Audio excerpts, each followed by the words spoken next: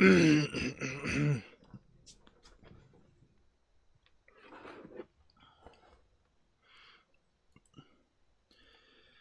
everybody, this is Rydo and we're back to another live stream of Magic the Gathering Arena. Today is Wednesday, April 15th. Trying to start a little bit later. I don't think 6 and 7 in the morning is probably the best time. Although I really don't know what the best time is, or if my insomnia could work around that. Let's see, we have to reroll this one. Or I'm going to choose to reroll this one. And this workshop is happening, and it started like 2 hours into Monday's live stream, and it's about to end in 2 hours. So let's hop to it and get another Haversack of Favor, which I still don't know what that actually gives me. We've got 3 decks here. Let's see if we can kind of quickly figure out what the concept is with these decks.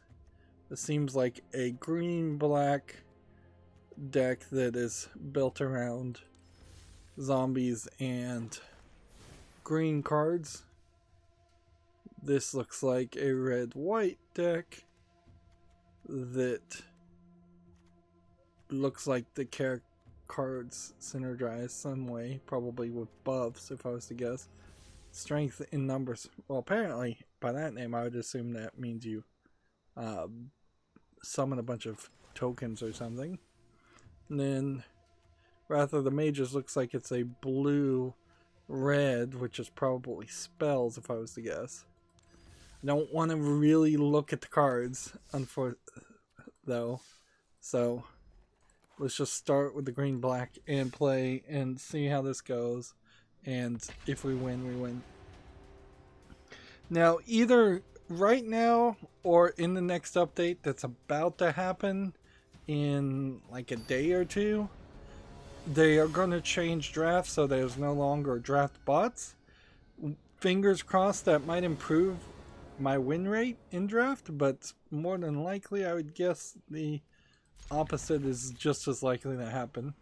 Once I start playing against real people, they will be able to figure out how to beat me even better than the bots could. I suppose it's worth mentioning my little experiment on Monday's stream. Well, I'll see. You probably won't get that from too many bots.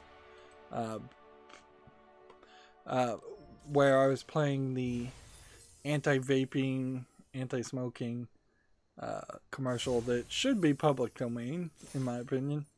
It got content ID claimed by very high chance that it isn't the real person that actually would have any claim. I'm not going to say if it was the real person. What would be a publicly funded, created commercial, advertisement, public for educational purposes, public safety notice.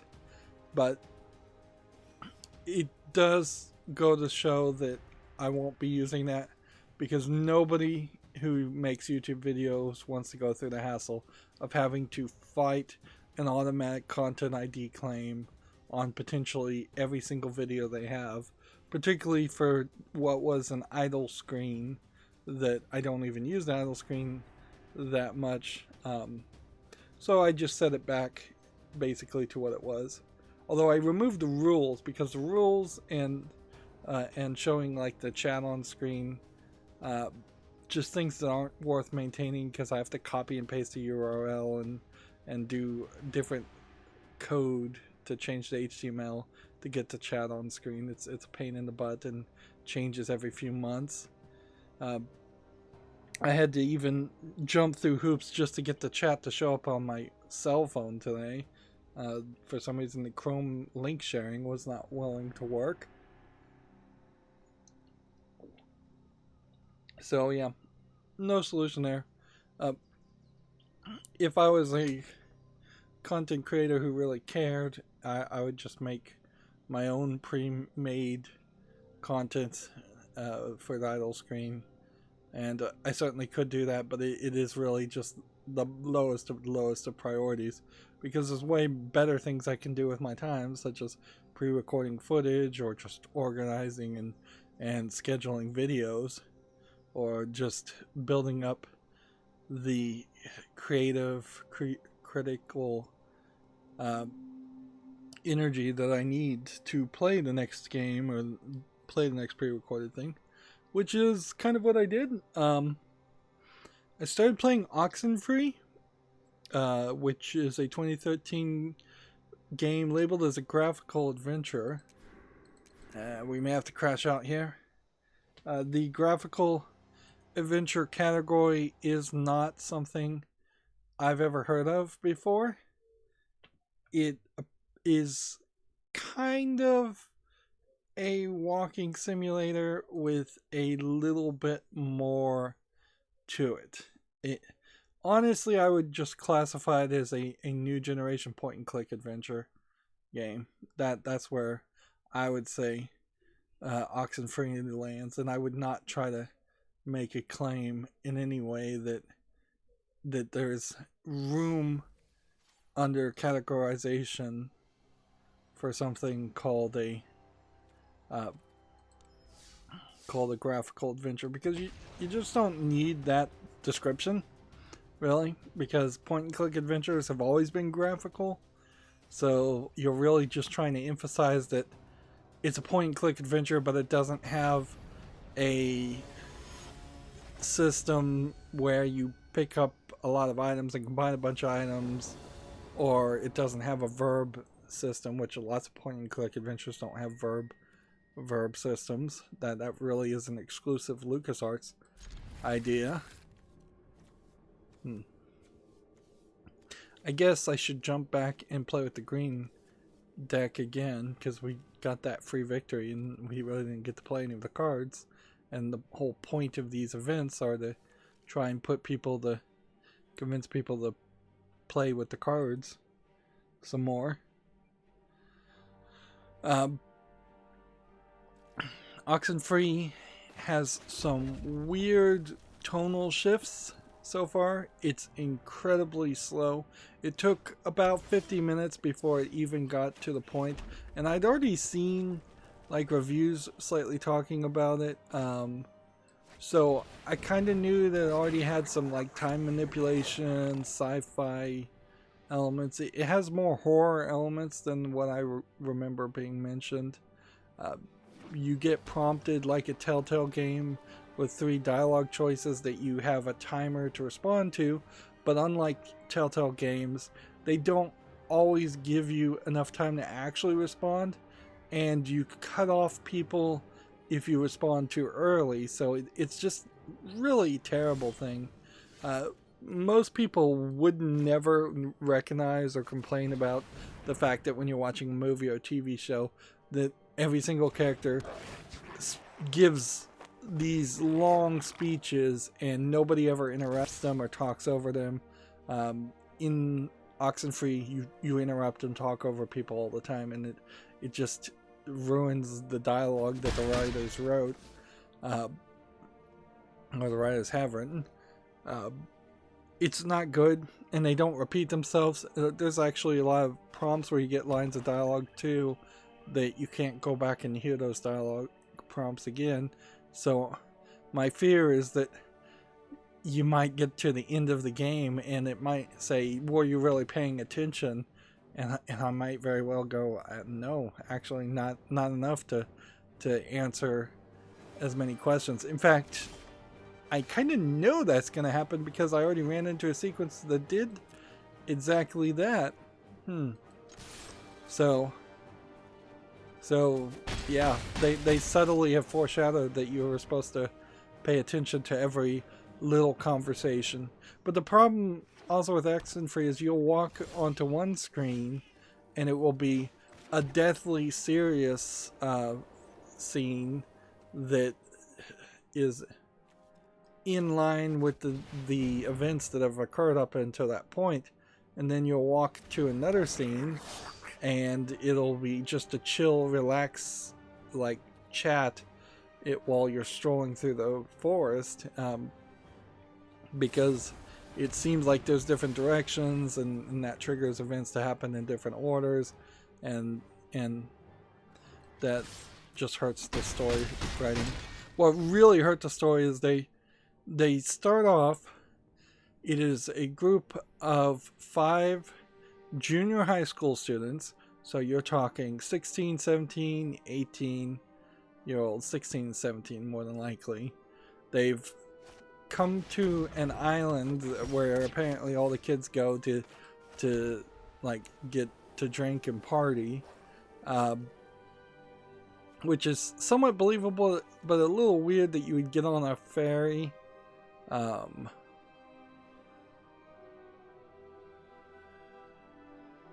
Yeah, it's pretty weird that you would get on a ferry and bother to even try to get to an island without some adult stopping you somewhere.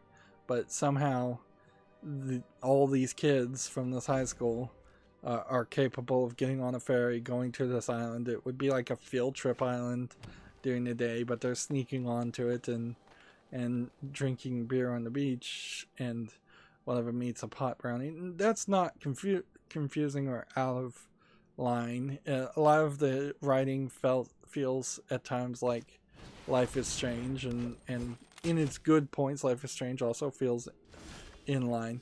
But what really, really broke it is they talk about this game called Truth or Slap. And you're like, don't you mean Truth or Dare?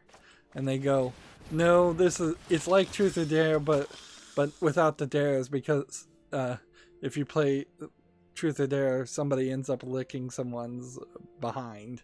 I'll censor it that way. And I'm like, where in the world did that come from? Like, seriously, I don't think most junior high kids are playing Truth or Dare to such an extreme, really.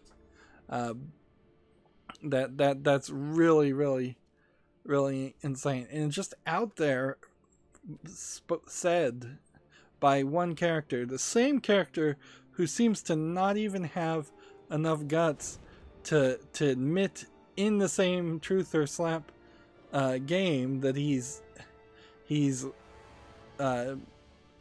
likes another girl in the group. It's like they ask him directly out, does he like that girl? He lies and says no, and I'm like, why are you lying and saying no? Why don't you just say yes? You just said in the previous scene that you wanted to begin romantically pursuing this girl. This is the perfect opportunity to say yes. So just weird mentality there. And that scene had nothing to do with anything. It was just trying to kind of establish what they thought was going to happen, and it has basically no connection to what actually does happen, because like very quickly after that point you've either broken time or broken reality, and you're running into alternate realities and time loops and things like that, and all the people get separated. And I'm at a point now about 3 hours into the game where I'm trying to get people back together, and it seems like the game is going to make it so you never really get back together with any of the characters until the very end of the game. And you're just seeing like creepy scenes and some very simplistic creepy puzzles, and it really is kind of like an 8-bit point-and-click adventure or horror game that very possibly would have been better suited. This deck wasn't too bad. It seems like it synergized quite nicely. I'm really having to wonder, since there's just so much of a focus in Oxenfree, on story, if it wouldn't have been better just depicted as kind of a visual novel, because you really are just going from one of maybe 7 locations. So and the walking mechanic and the climbing up and down ladders and stairs mechanic is much like the cave, just there to kind of waste your time. The only thing that makes it slightly not a complete waste of time is that you have a radio, and there is a radio tuning into specific frequencies, almost like a combination lock sometimes. Sometimes you have to tune into one frequency, sometimes you have to tune into 2 or 3 in order to trigger things. So maybe by the time you're at the end of the game, you'll realize there's a lot more you can do with the radio to trigger things, and that might and you have to tune in the radio while standing in specific spots to trigger things. So that might be part of the gameplay, the main gameplay mechanic that necessitates the ability to walk around. But in the first 3 hours, it's been at least 85% just walking around for no reason. And as you're walking around, on a few cases, I've walked around and no conversation has even triggered or happened. In a few other cases, there have, in most cases, there is a conversation, but it doesn't work. Let's see, kicker. Can I do kicker? No, I can't, so let's see. Kicker, sacrifice creature. So we've got like 2 kicker cards. But we need something that would make kicker cards synchronize with something. If the kicker mechanic is gonna be any kind of mechanic that people actually care about and want to use.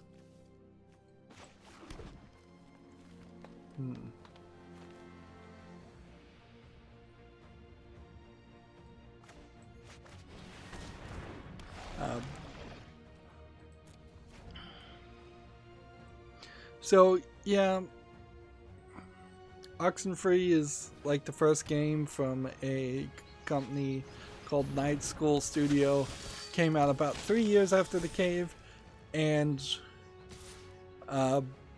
is definitely less like cutesy in its animation style, and definitely less just on the nose with its story compared to the cave. And I thought it would be a pretty good comparison to the cave, the Telltale game. Oddly, Night School Studios, I want to be sure not to call it Night Dive Studios, went on after that to work with Telltale to make a Mr. Robot game, and then they made the game After Party. But Oxenfree does kind of feel like it made some mistakes in its design as far as being able to cut people off in conversation and having conversations just kind of randomly pop up in any order based on the path you took. It feels like there's a good chance that there is a good chance that the game might go in a time loop once you've played it all the way through once, and so I might have to play the events of the story a second time, which might explain why it's somewhat short and curt and abrupt. But it could just be any number of weirdness, because it has gone all over the place with weirdness. You've seen time loops, you've seen strange voices, maybe aliens, maybe ghosts, science, government conspiracies. That they're throwing everything at the wall to see what will stick, and the danger of writing like that is at a certain point it's just going to be so unrealistic as far as Um,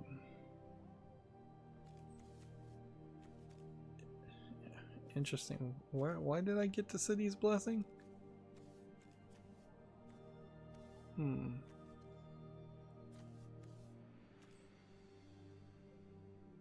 -2. Alright, let's do that.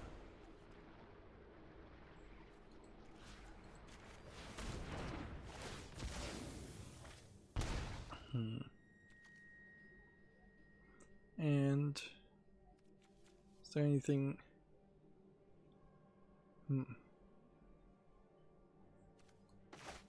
Let's go ahead and play this again, I guess.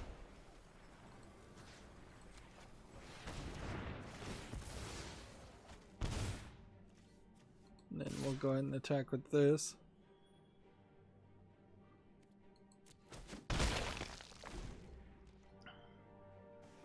So yeah, there's a danger that I won't really relate to the characters as much as I should. There's a danger that it will go the path of Life is Strange and have people writing teenage characters so obviously the wrong way or unrealistically that it doesn't really work. There's a danger that compared to something like The Walking Dead, oxenfree is just not going to be anywhere as good as that.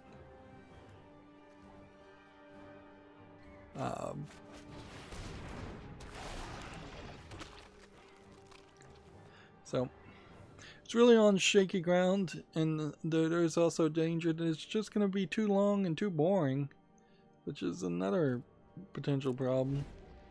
Let's see if we can win here. Even if I don't win here, I do kind of see that these seem to be somewhat synergizing, at least enough that it makes sense that things could happen. Is that what this does? What does this do? City's Blessing. Well, I have City's Blessing, great. What does that do?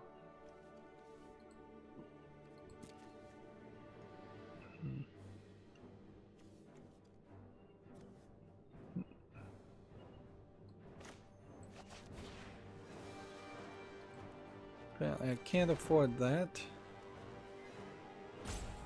So let's play this. And then, can I attack here? Yes, I can. But did I just lose the game because of that? I don't know. But on the bigger perspective, whether or not I find oxenfree particularly amazing, I am kind of getting back into the habit, of pre-recording footage. I'm still not doing amazingly great with the insomnia. I am weirdly sleeping at times, and there was a slight danger here around 6 in the morning that I was gonna fall asleep, and then we would have had a late night stream tonight. I also am still giving a couple of games to Gwent on my phone, just trying to really see if there's kind of anything there, and just because playing it out of boredom. I also installed Honkai 3rd Impact, or Impact 3rd, on my cell phone, which looks like a fine game as kind of a half gacha, half action beat 'em up game. It has kind of like a Bayonetta bullet time, witch time experience in it, where if you dodge it at the exact precise moment, time slows down and you can beat up on people faster and do more damage. But you're playing it on your phone, so there's just a touchscreen analog stick and touchscreen buttons. And since the last thing my arthritic fingers need is yet another game where I'm just mashing buttons like crazy, it really isn't a candidate for me. Plus, I don't think it feels like it's going to go anywhere really. A lot of these gacha games barely have any characters, and they're so built around getting paying to get the collectibles that it's not a good experience at all. Even the other idle gacha game that I'm testing out, it has clearly several things that you can only get if you're what they call VIP level 1 or higher, and you only go up from VIP level 0 if you buy something. So in other words, if you have to be VIP level 3, you have to have bought 3 things or spend a certain amount of money, and it is just so blatant and obvious. And the game that has this has like terrible translation to English. The story doesn't make any sense because of the translation. It doesn't really even look 100% like it is a game with original art. It very easily could be they just pre-bought some art and slapped it together and made something that was decent enough. But yeah, anything that you can't fully enjoy as a free-to-play game is not something I'm interested in. And that's the same with Gwent. Gwent's pretty obviously 10 damage. Interesting.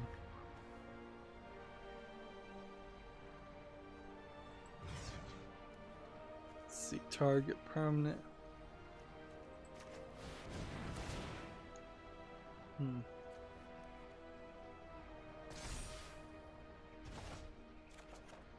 So that lets me draw a card. But if you kick something, that was a spell, so that did it the right way. So I was thinking that was a creature, and I was like, wait, well, if you kick a creature and then it ends up in your graveyard after you do the kicker, then that doesn't work at all. This feels like this might be the end game. Just have a bunch of sorcery spells and instants in the graveyard at the end of the game.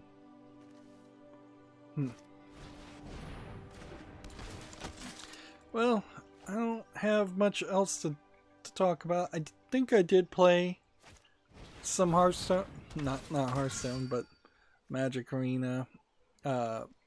Maybe a little bit yesterday, or at least I got 15 victories the day before, as we are on the verge of the expansion ending.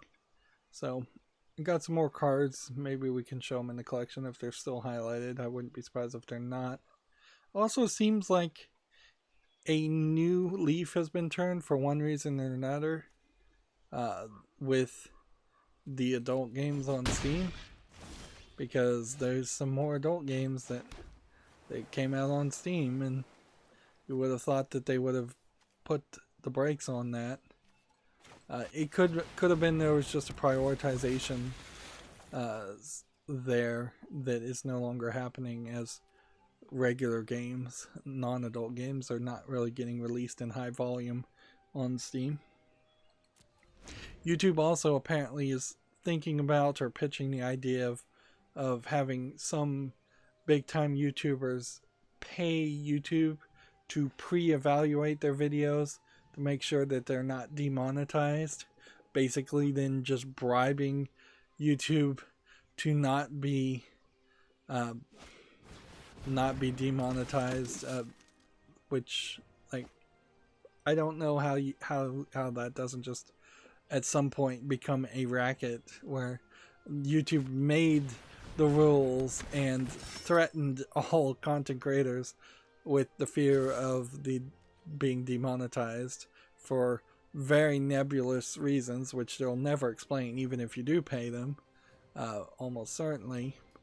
And now they're going to pitch the idea of having people pay them, and I don't think they have a clue as far as what that would actually what they would want people to charge for that. Let's see, can we do this? So, 1, 2. I've got a lot here. 1, 2, 3. That's 8, 9, 10. Not those two actually. Let's get rid of that and that. Submit. 1, 2, 3. 2, 3.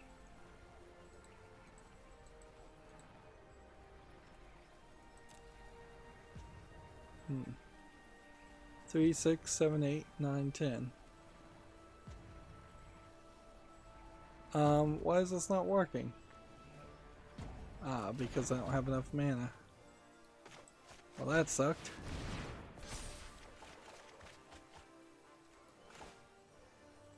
That was worth it, I suppose, to try.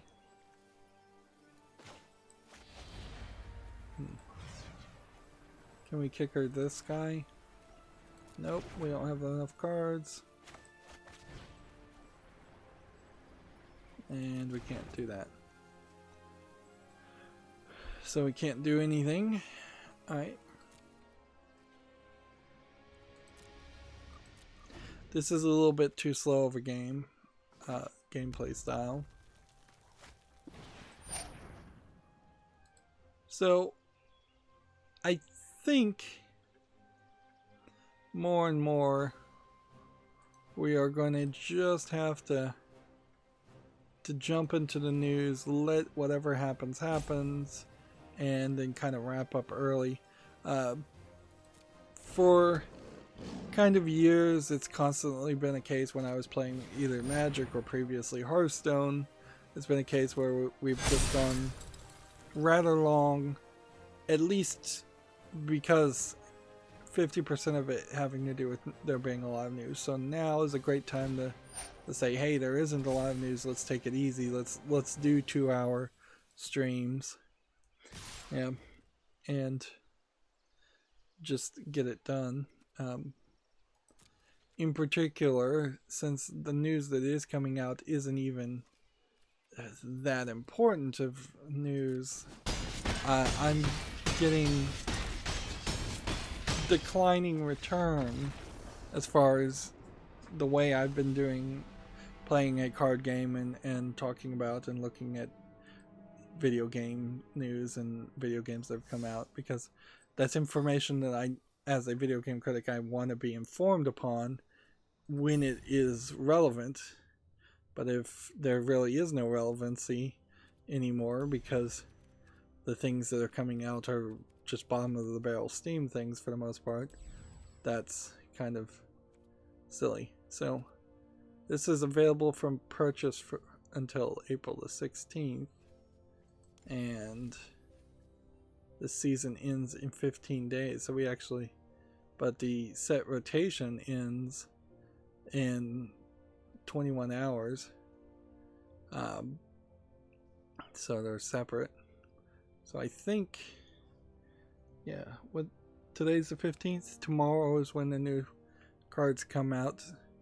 Maybe we'll do a special video, special pack opening video. I guess that would be the right thing to do, and then probably not do a draft until Friday. Then we're at rank 111 according to the current level, which doesn't seem like you go above rank 111, even if you do. And yeah, none of the new cards that I got last time are still highlighted. Okay, black, play standard ranked, and let's play and see if we win. And then let's just cover the news, because there's really not anything else to do.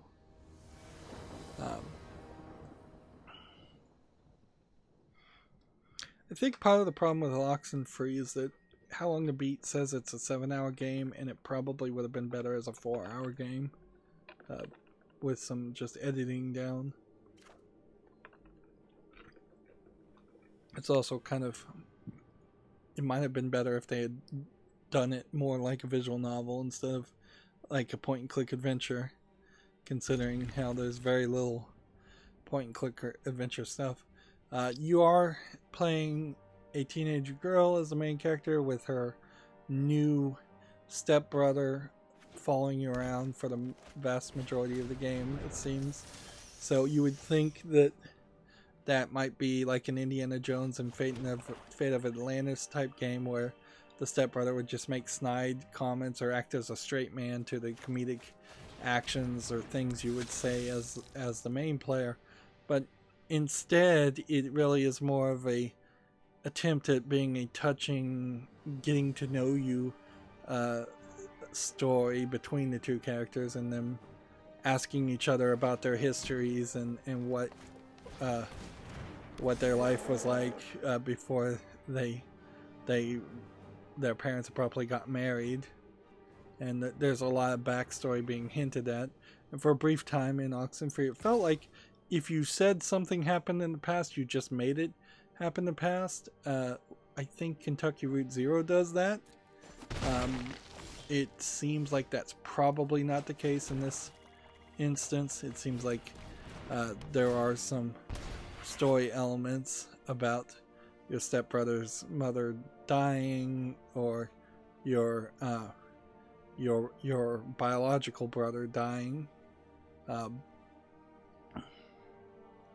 There's quite a lot of death in the story, and I think it's going to play a factor. You hear a lot of stories and radio bits that are talking about horrific events where people died, or at least bad things happened in general. There's also a lot of red herring, or at least it seems like red herring radio stations you can tune into that I'm afraid are going to potentially get content ID'd. Not that I really care about that these days, but it does kind of suck if I put 7 hours into this game and then there's ads running on every single episode that are just promoting somebody else. But yeah, I suppose the faster we get through this, the faster I can get back to that and burn through it. I probably need to play some AAA shooter or AAA game of some sort after this. Having only one game means there's kind of no more the concept of having time slots and having an attempt to have some more generic, less niche games covered on my channel. Instead, it's more of I'm more attempting to just keep it somewhat diverse by jumping from one to the other. Honestly, if I knew Oxenfree was going to be as horrific as some of the scenes are, I would have considered playing it for Halloween, but it's not so obviously horrific. In a weird way, it kind of feels like the cat lady, but it's nowhere that weird or scary. Although I probably am about the worst person to say if something is scary or not. I don't think anything scares me as much as it seems other people get scared. I was watching a video talking about like the Beetlejuice cartoon, and I realized that I probably watched a lot of Beetlejuice cartoon episodes and don't even remember it. And I definitely remember playing with like Mighty Max toys and the Ghostbusters cartoons. So I definitely was around that generation of all the cartoons being horrific monster stories, and none of that scared me at all. So I don't know if the newer generation is a bunch of scary cats, or because they're not watching cartoons like that, or if people realize that was probably a bad idea. Anyways, video game news. Gamatsu has an article. Office Create issues a statement regarding unauthorized release of Cooking Mama Cookstar. Office Create is evaluating legal actions against Planet Entertainment. So this was the story that we had heard a little bit about, but they were being rather quiet. Let's see. According to Office Create, the company licensed Cooking Mama's intellectual property to Planet Create in August. Development building August 2018. Development builds of the game did not meet the quality standards. The company rejected a wide range of deficiencies affecting the overall feel, quality, and content of the game, which Planet Entertainment were contractually obliged to correct. However, Planet Entertainment proceeded to release the game without addressing all the issues and without Office Create's approval. Now, and I guess the real question is that legal under their contract, or is this just the biggest attempt at breaking a contract in video game history since the last huge attempt at breaking a contract, which probably happens a lot. I wouldn't particularly describe the video game industry as a bastion of honest business people. Let's see. Company also addressed the unauthorized PlayStation 4 version of Cooking Mama called Cookstar. Let's see.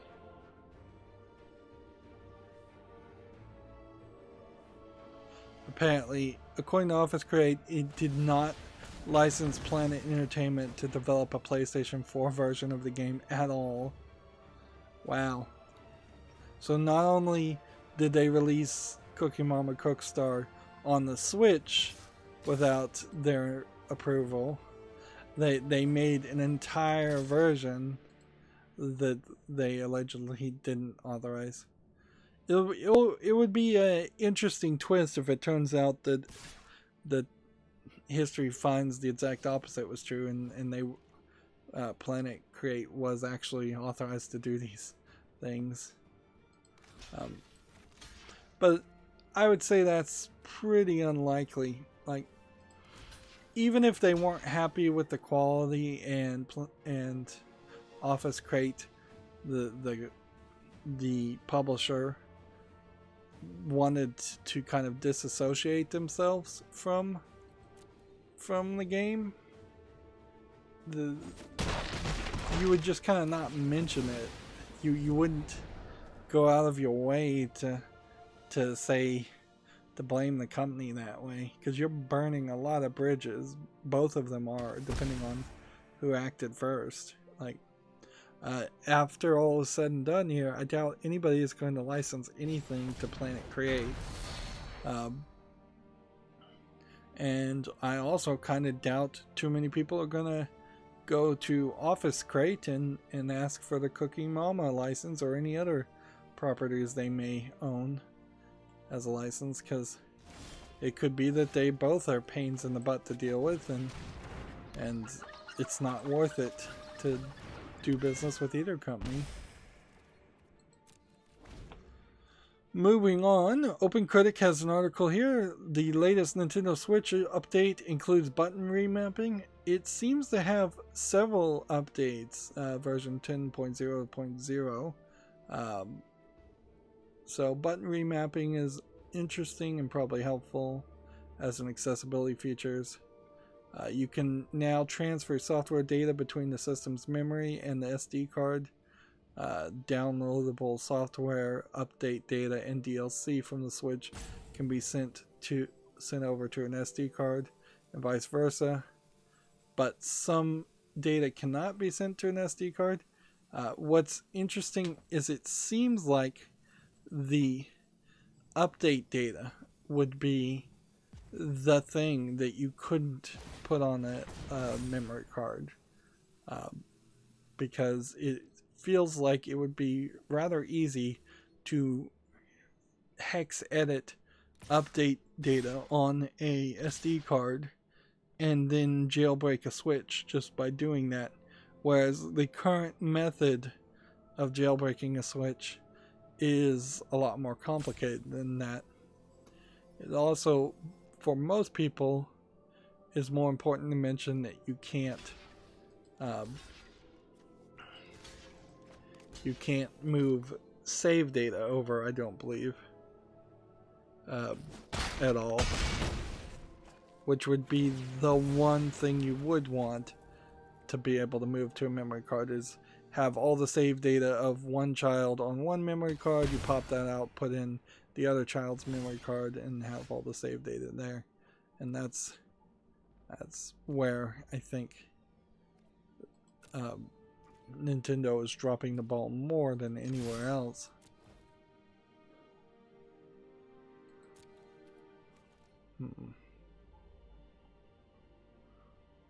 Come on, block something, please. Please block something, yeah.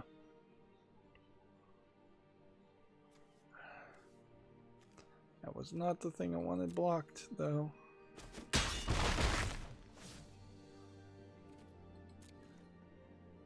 The update also allows you the ability to bookmark news items, up to 300 news items. The bookmarks seem to be held in the cloud, though, and I'm not sure what the news items really mean so much. And I'm not sure if there's really any other things, just general improvements, maybe some stability and frame rate improvements in general. There is a rumor that there's a mention of a new hardware revision of the Switch. I seriously doubt a new version of the Switch would come out anytime soon, and even if it did, it would probably be nothing all that different. Although it seems to imply that maybe they would add a second screen. I don't know how they would really want to do that, frankly, as like some kind of accessory or other item. That's about all I could think, is that they'd throw it in a second screen attachment, or they would just split the one physical touch screen into two screens. That way they could support the transferring of the libraries of 3DS and 2DS items, games to the Switch, which I would imagine they would be really happy to be able to pull that off if they could. Alright.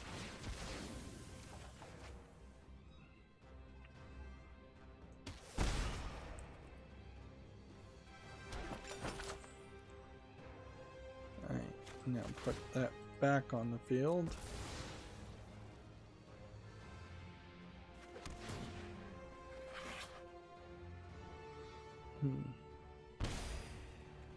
And play this.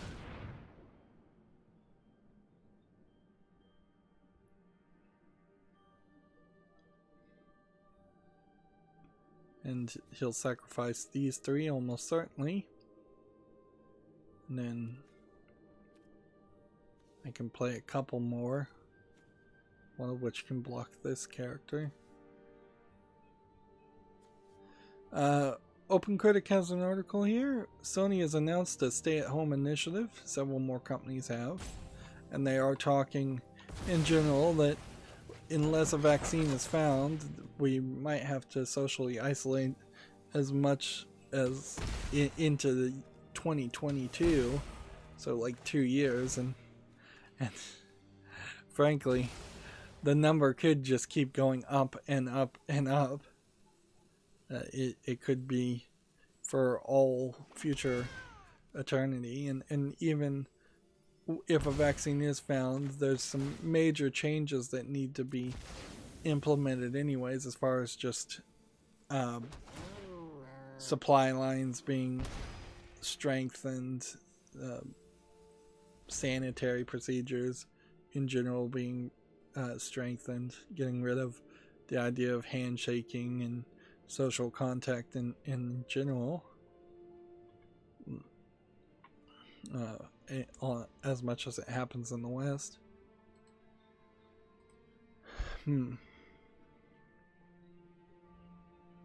I got a booster pack and 3 trading cards on Steam, and I don't know why I got any of those. Like, it was a Bayonetta booster pack, which I don't feel like I crafted a Bayonetta booster pack, but let's say I had a purchase order on the Steam market for that. Believable, sure. That's possible. I tend to have some purchase orders at like lowball prices of some of that stuff, so that would make some sense. But then 3 specific trading cards for Human Resource Machine in particular, that doesn't make any sense. I haven't played that game anytime, so why would I get drops from that? I wouldn't be eligible, and even if I was eligible for a booster pack, these were individual trading cards. So I don't know if maybe Steam's website went a bit wonky there, or if they're just doing something weird or being nice. But it was kind of cool, I suppose.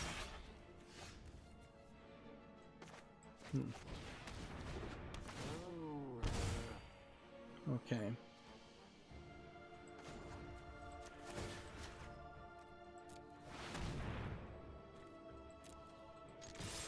Attack here. And win.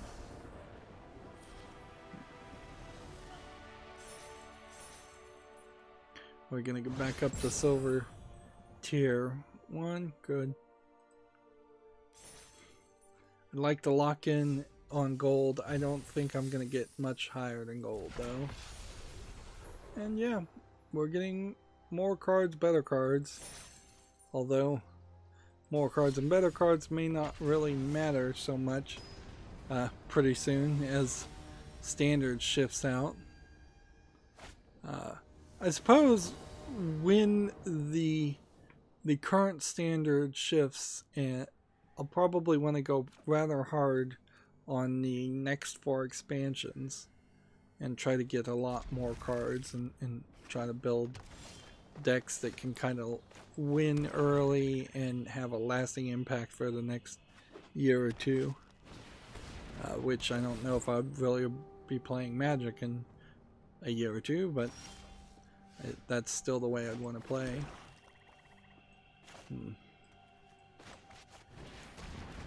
We have a game on Steam here called Sunwards and some Asian characters. It looks like it's a RPG, Asian RPG, action RPG. I would suspect that it might be a Chinese game though, because you have this single character. It looks like just 4 button prompts and life bars, and it's kind of a simplistic interface for a Chinese game. Like, it looks kind of polished, but it also doesn't seem like it has any story or anything, which is a little weird.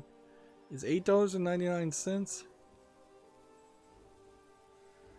And this game is based on some dreams that always appeared during a period of fighting with depression. That's weird. English, Chinese, German, Russian. So yeah, I think it's a Chinese game. I'm gonna put it on the fall list and give it a chance, but odds are low that there's a full game here, and this isn't really more of a tech demo where you're just beating up on some enemies and walking through some generic asset flip platform places.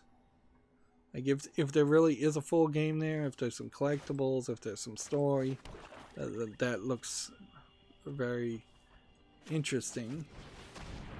I will say, this character from a side profile, that hairdo looks a little bit more like a male protagonist from an anime than a female character. So there was something there. And then you have some really skinny arms and really skinny body size, and maybe cleavage that doesn't quite feel realistic because of that. Like, I've never been a real fan of the insane levels of let's make this character look like they're nothing but skin and bones, but then give them a G cup. Although in that case, that game was not anywhere that bad, but I certainly have seen a few games, or a few anime shows in particular, like that. Next, we have a game on Steam called Etheldia Pepper. I'm not going to bother to try and pronounce that again. It looks like it's like a MS Paint pixel art RPG game with maybe some other gameplay mechanic. It's $4.99 English only, and yeah, it doesn't look interesting at all. So I'm not gonna do anything with that. Let's play this, and then do I want to play this? I think I kind of have to.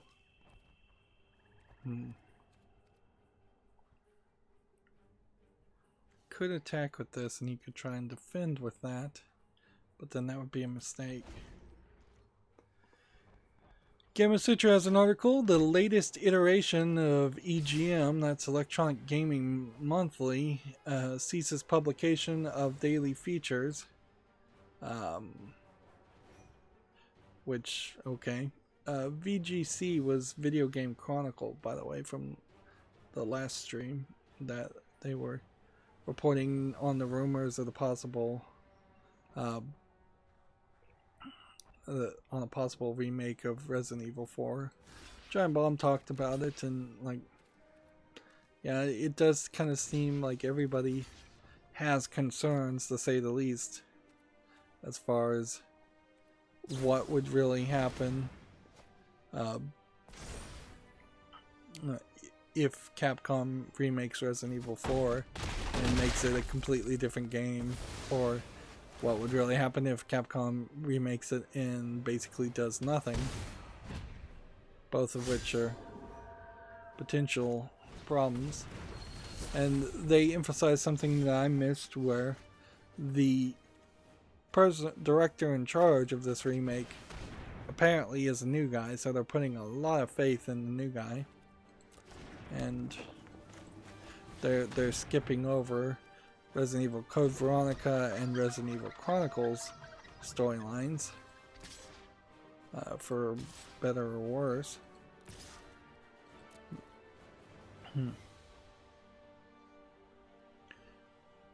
Yeah.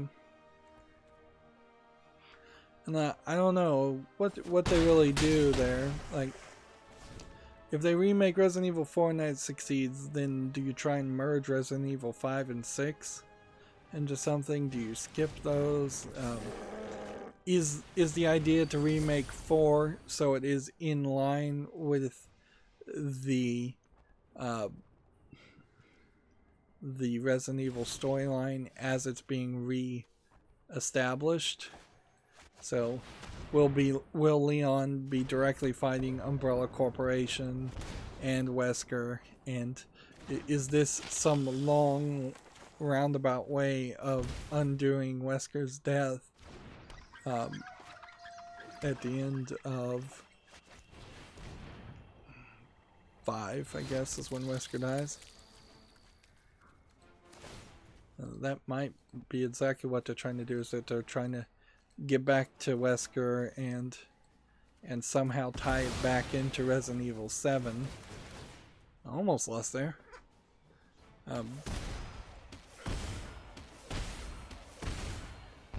But I don't know how you fix that. I don't know how you fix 4, 5, or 6 to get back to 7, which is a first-person perspective horror game. Again, when 4 is clearly the most action game, action third-person perspective shooter in the whole series. One would have kind of assumed that the best move would have been to just ignore 4, 5, and 6 and continue moving forward. But they might do something really interesting there if Resident Evil 4 in the remake of the series did not include any of the storyline of Resident Evil 4 that exists now. If you literally are just not playing as Leon, you're not saving Ashley, instead you're doing a rewriting of what happens in like Code Veronica and Chronicles and maybe some of the elements of 5 and 6 too. If you just go in a completely different direction, that would be great. I wouldn't even really hate it if 4 pulled some major shenanigans and introduced like a alternate dimension time travel concept, and they just said, oh, actually everything you've been playing up to this point that you thought was a remake, it's actually not a remake, it's an alternate timeline, and the original timeline still exists, so players of that can still enjoy that. That would be a rather interesting twist to say, here's Resident Evil 4, no Leon, no Ashley, no Salazar, we're not in Spain, we're not fighting Las Plagas, we're doing something either completely different or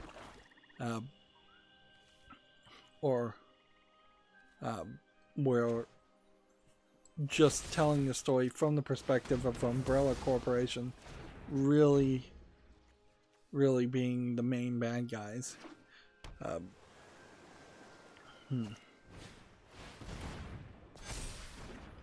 I wouldn't be surprised if by the end of this year or even next year, maybe most video game websites will last a year. I wouldn't be surprised after that point though if the funding starts to completely run out. The funding has already been extremely low and tight on video game journalist sites anyways, and there will always be people who are passionate to write about video games, but if advertisement goes away, you're going to lose a lot of the mainstream major authors and such, and they may just all leave the business, which could be, in all honesty, the best thing that to ever happen to the video game industry is if we lost some major people that are part of the problem. That would probably be a great move, but you'd almost have to lose everybody, and you can see that's already kind of happened with some of the people. Like they've already gotten other jobs and moved to other places, and it's not like video game companies need mainstream video game journalists to review their games anymore, or it's any help at all in advertising. Speaking of advertising, the ESRB rather timidly is going to now tell people when there are random items in in-game purchases, aka loot boxes. So they're gonna try and warn parents that if a game has loot boxes as part of the label, but they're not going to use the phrase loot boxes in particular, because they are claiming some BS that parents don't really know what loot boxes are, and they don't want to really educate people what loot boxes are either. But yeah, I think a decent number of parents know what loot boxes are, and that they just want to put a different name on it, in the exact same way when there was that UK congressional or parliamentary hearing. It was either EA or Ubisoft's, one of the mouthpieces for one of those major companies go, we don't call them loot boxes, we call them surprise mechanics or something like that. Or we don't call them microtransactions, we call them Surprise mechanics. I mean, it's just straight out of the propaganda handbook, really. Just always redefine, always change the subject. Like, that way, nothing ever gets actually addressed, because you can just throw mud and play semantics games forever. Okay, well, we're gonna have to do something here. And so, my guess is we're gonna have to do this.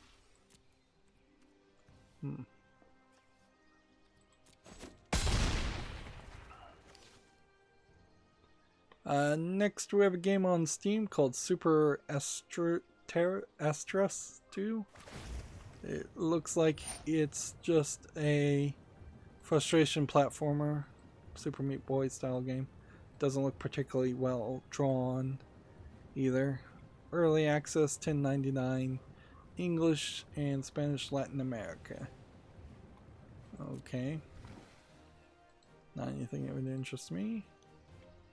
We had 2 stories, I believe, of people related to the video game industry who unfortunately died due to COVID-19, and I think this is probably just the beginning. I think we will fairly commonly for a while start to hear of people passing away in all kinds of industries. And I would, if I can throw some pessimism into the pot, there's people claiming that the curve is flattening, and they've been talking about the curve. One reason the curve might flatten that people don't seem to want to admit is, frankly, they may have just maxed out on the number of testing equipments and hospital beds. So it could be, yes, the curve has plateaued at the top, at the highest number as far as statistics they get, because there's just more and more people, or the same amount of people, who are stuck at their houses, unable to be in a hospital or unable to be tested and confirmed as having COVID-19. That too is a possibility. And so, yep. So it could be a long time. It could be a very short time too. I have no knowledge really at all. But people like to hear the good news and not consider the bad news. Ever.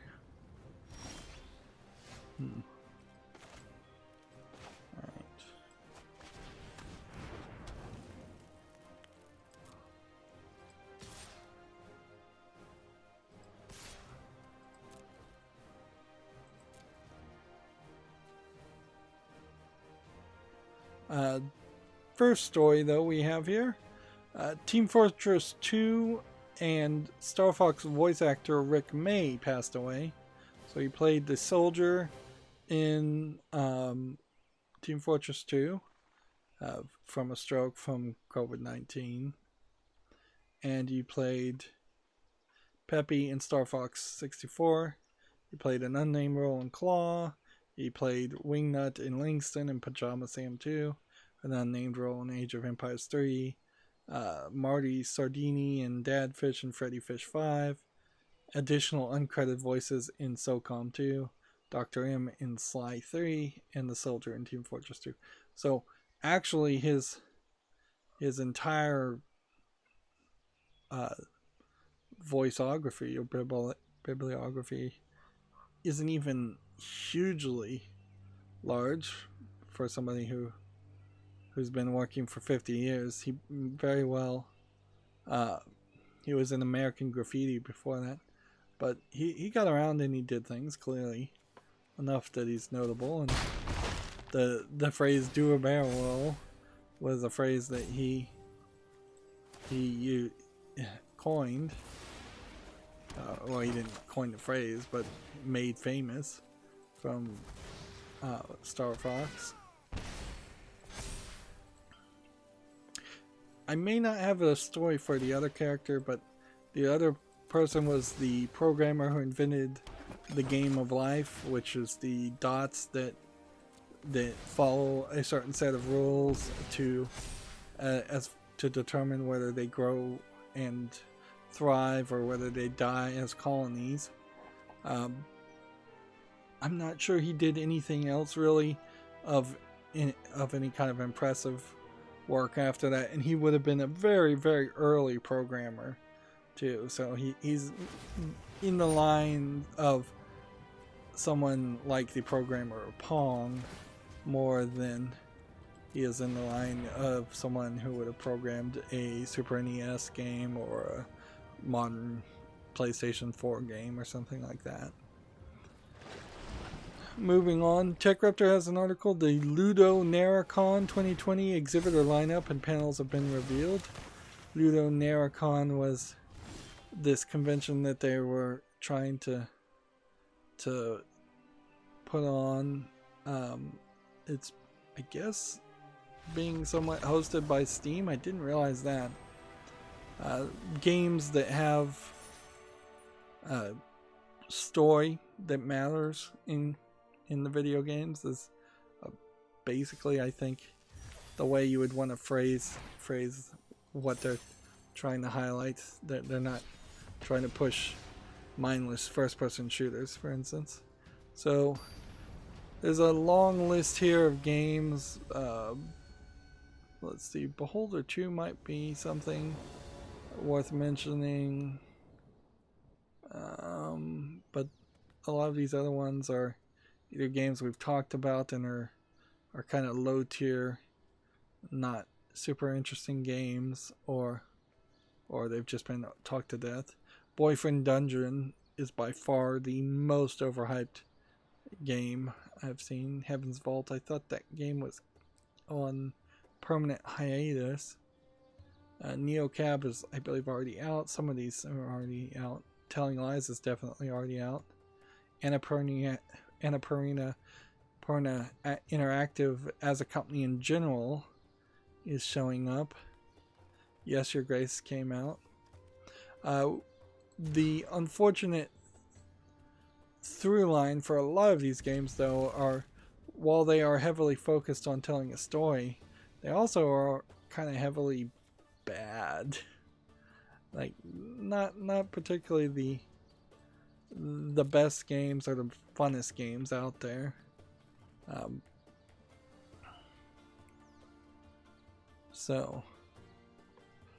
And at this point, nobody in their right mind is going to any kind of convention.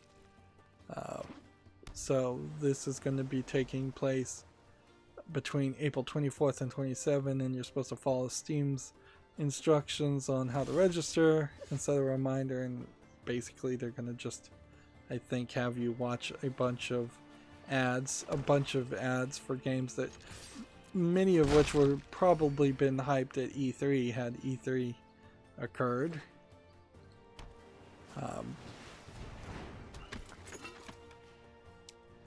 Let's see.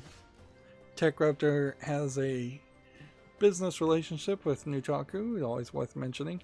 So they have a advertisement here for Nutaku's Monster Harem launches a dirty dungeon crawling goodness. So Nutaku has another game. I'm still thinking that all of their games, though, are played on a cell phone, on a web browser. So this seems to be it. Seems to be a cell phone game, but they're doing it via the browser. Interesting. So yeah, and it does just look like a generic kind of boring dungeon crawler. I might give it a look, but certainly couldn't show it on my channel. And what was really weird is at the same time, They had another article, Nutaku Bunny Days event will make your Easter super lewd. So they had a whole event happening for Easter, which honestly is probably not a good idea. Having a sale for Easter when you're effectively a porn site could lead to more backlash than it probably will get you in positive attention. Like going after Christianity's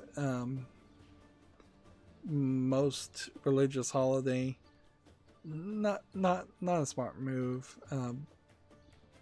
Yeah, particularly when you know and recognize that most Christians or most of Christian dogma at least is fairly conservative and would not be openly accepting or happy with the content that is on Nutaku.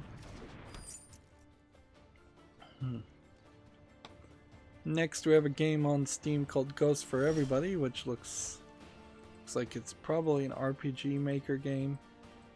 Maybe it's a bit more of a player versus player top-down twin-stick shooter using just something like RPG Maker. But either way, it doesn't look interesting. It's $13.99, English, and allegedly full audio. It's also called 2D roguelike in the description. So that's off. Also, let's see, I need one more mana producing item, and then we can start with Bowl Citadel.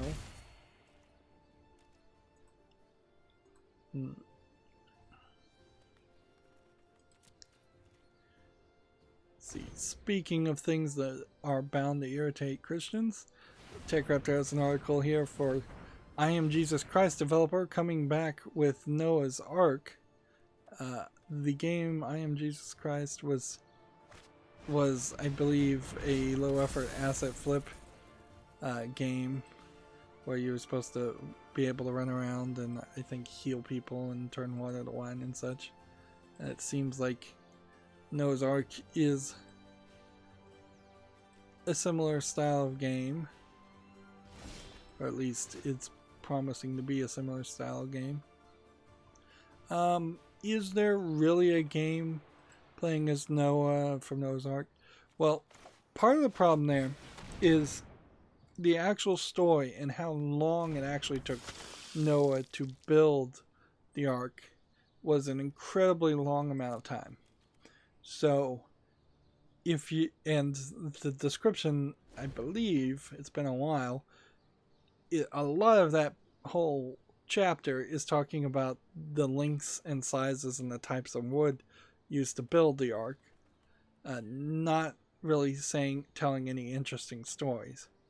Now, if you set a game where you were playing as Noah and the Ark was already built, and then you were just doing the part about gathering seven couples of each clean animal and two couples two of each unclean animal, which I believe was the amount, there might be something there, because then it would be like you're attempting to build a zoo, you're trying to wrangle and capture animals, like running around and capturing animals might be a game there. Like, we haven't done a lot of that, certainly, and it would be a lot like a rodeo game in a weird way, because you would have to like lasso animals and throw nets over smaller creatures, and there would just be a lot of things there, and certainly it can't be hyper realistic because it'd be rather boring to catch thousands and thousands of different species. But maybe you could play with that idea if you wanted to do it, but I don't know why you'd want to play with that idea. I mean, it's not an immediate hit in any way. If you wanted to make a game based off Old Testament stories, there's plenty of stories in the Old Testament where the the 12 tribes went to war with other people, and you could easily have a historical war simulator, and that would be a much more interesting story to tell. Or you could pick a story with more angels and demons and things like that. That'd be a much more interesting story to tell. There's just because the story of Noah is very recognizable doesn't make it particularly good. At least for turning and converting it into an interactive media.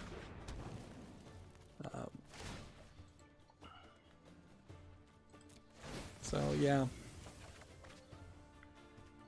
every game that's tried to sell itself on religiosity has always come up short as shallow and a pathetic effort. And I could probably apply that to a lot of the other forms of entertainment that base themselves on Christianity too, is that they often seem like they are low effort products designed to be sold to people who are either a captive audience or just not a very discerning audience, and so they'll buy any junk regardless. Even the Wolfenstein 3D clone of Noah's Ark doesn't really feel like a good enough game to deserve to exist.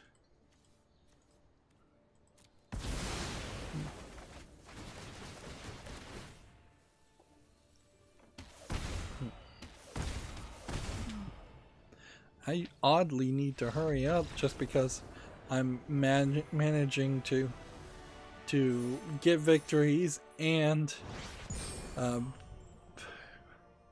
win, and so did I like that match? Yeah, I had fun in that match because I won. I'm gonna say I have fun in any match I win. TechRaptor has an article here. SCUF data breach exposes 1.1 million customer records. Apparently this is a third-party controller developer, and it seems like they do something interesting with the PlayStation controller. Actually, this looks rather nice for a PlayStation controller. I still don't really like the way the triggers form, but they might feel pretty good.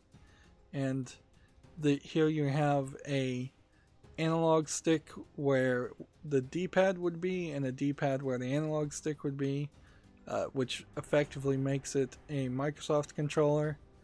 This D-pad could be an 8-way D-pad.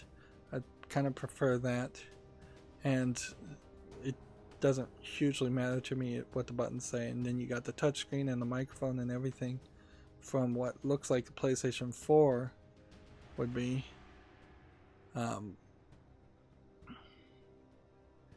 But I've never heard of this company Scuff before, so unless you've done business with them before, you should be fine, I would imagine. And generally, I don't think I'd be buying a third-party controller from a direct website. So, like, as long as sites like Amazon.com don't lose people's records, I'd be fairly safe. Here we've got another one of these. Let's cover this article and see if it works itself through, but I don't think it will. Gamma Sutra has an obituary here for the mathematician and Game of Life creator John Conway. Let's see. He worked as a professor since 1987, so yeah.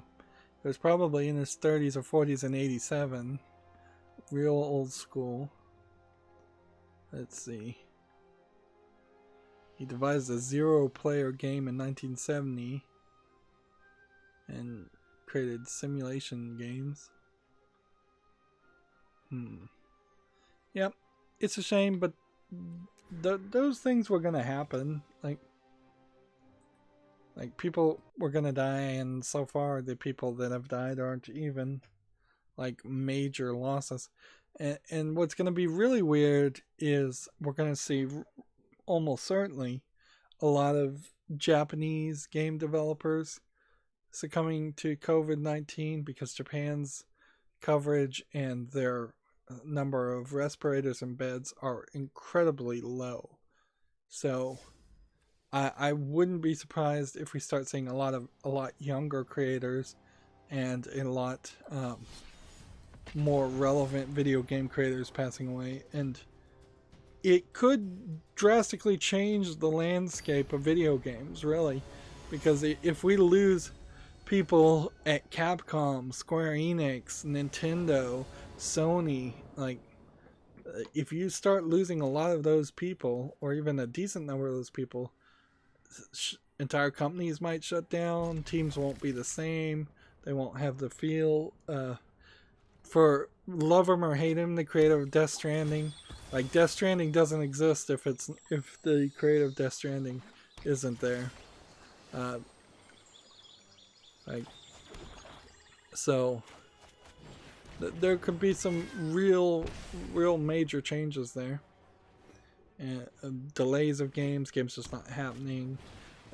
Certainly a lot of the niche game companies could shut down if they lose their person, and not just in video games but anime too. If like Miyazaki, who owns Studio Ghibli, or is the main guy at Studio Ghibli, he's been trying to retire because he's so old for probably half a decade now, and he just cannot retire because even though his son, he works at the company, who's also pretty old, his son just does not pull it off and catch people's attention, tell his interesting stories, or do his interesting animations or whatever. So yeah, it was, even before COVID-19, very likely that as soon as Miyazaki died, Studio Ghibli would mostly shut down or become just a completely different style of company that wasn't making its own movies. That certainly could happen if we lost major people, whether you can even name them or not, at Nintendo, or a lot of the third-party companies. I would say anime in particular might be a little bit insulated, because there was already the Keone Animation Fire, I believe was the company that there was an arsonist, crazy person, set a fire at one of the animation buildings, and it, I think, killed a small handful of animators, but it was more than enough to potentially shut down the whole company forever, and it's not 100% guaranteed that it didn't shut down the whole company forever. So losing that talent was a big deal, but on the other hand, a lot of anime only goes for a season or two anyways, so as long as there's somebody else willing to step up and work for awful terms and low pay and long hours, I imagine one season or two seasons of animes would be affected at most, and then that would be it. Plus, since anime is mostly based off either mangas or light novels, that production wouldn't be as affected. And you could lose some voice actors and things like that, but there's just so many people that want to be in those industries, they mostly get replaced, unless, and this is a possibility, unless COVID-19 just goes rampant. They're talking potentially 400,000 deaths in Japan, which is a lot considering their population. So if it more than decimates, but just completely devastates Japan as a culture, that could be a big problem. Japan was already being encroached on by China. If there's half a population there, I wouldn't be surprised if China decided to just try and annex the whole country, which, I mean, they've been fairly consistent about trying to do that with other countries, and they seem pretty obvious that they're not going to stop until they have close to total world domination.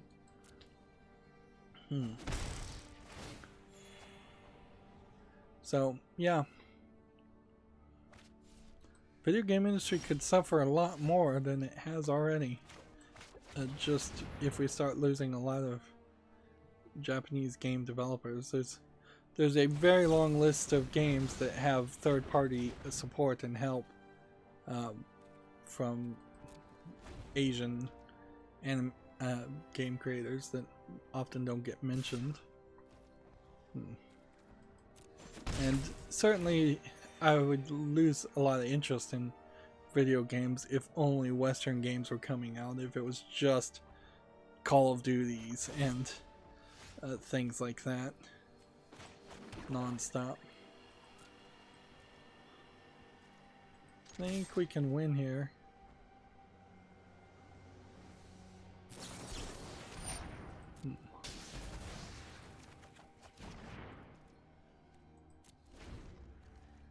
So all I need to really do is remember to tap this character, and then I can just pass the turn after that.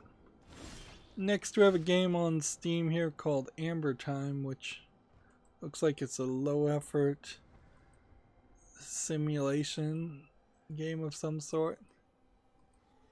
It doesn't look interesting, whatever it is. It's $11.24 discounted English and Chinese. That is way too expensive for what looks like MS Paint graphics. I'll just keep on playing cards.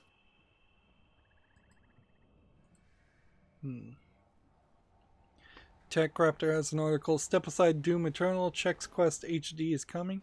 I believe this had already been announced, and I think it's coming out free, although maybe you get some codes if you actually buy some kind of Chex cereal, and those codes might unlock some extra things. So yeah, I don't think there's really a lot of relevancy though to play a Doom skin, which is effectively what Chex Quest is. It does have maybe a little bit of historical relevancy, but yeah, it's not really worth people's time. And I'm sure if you have some memories of it, or if you just want to goof, it might make a funny 20-minute live stream video, and that's about it. I could see PewDiePie covering it just to be silly, but nobody really needs to legitimately play it. Speaking of PewDiePie, he was actually #1 trending either on gaming or it was either on the video game category or just trending in general, which I'll take either, because that's kind of shocking. He was pretty much blacklisted from being on trending for a long time, so I guess he's back and as popular as possible. And his little I'm gonna take a break for a month, or I'm gonna take a break for a while and then he comes back a month later was the right move for him. I don't know if there's too much more to say there, other than like half of his content is somewhat interesting, but it's the other half is pretty bad. So we're just gonna attack, I think that's what we're gonna do. We'll just have to hit him 4 different times.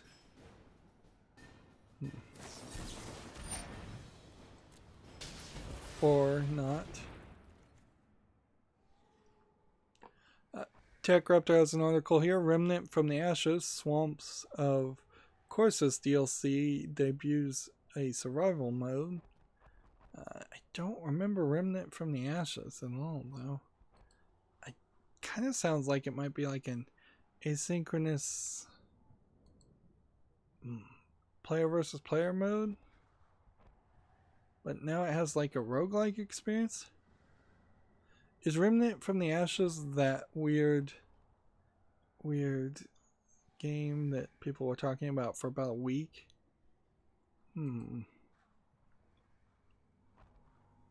It's a pretty great third-person shooter that gives players an intriguing roguelike experience. Okay. So I need to do more research on Remnant from the Ashes and see if that's something that would intrigue me.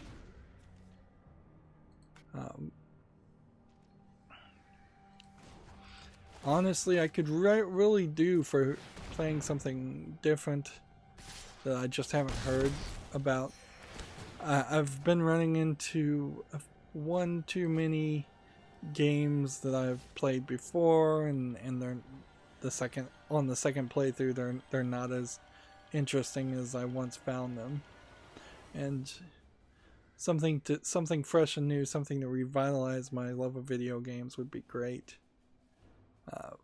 But that might be as much as just my current attitude at the time I'm playing the game versus the game itself.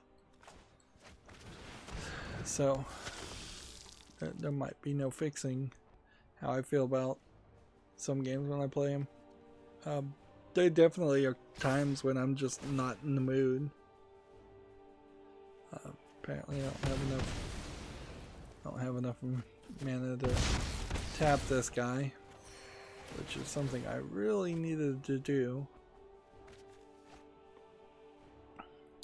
Next we have a game on Steam called Probe, which looks like it is a black and white Arkanoid clone. Almost called it a Galaga clone. $1.79 discounted, whole bunch of languages, claiming to have full audio in all of them. Nothing there of any interest.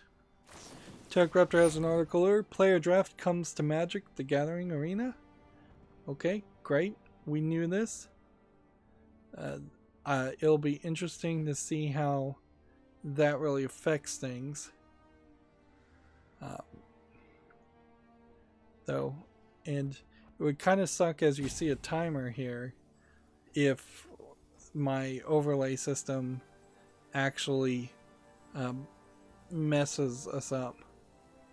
Apparently there's going to be a visual representation as far as the packs being picked and passed. So a draft here of 8 characters includes 5, 6, 7, 8 packs of draft packs.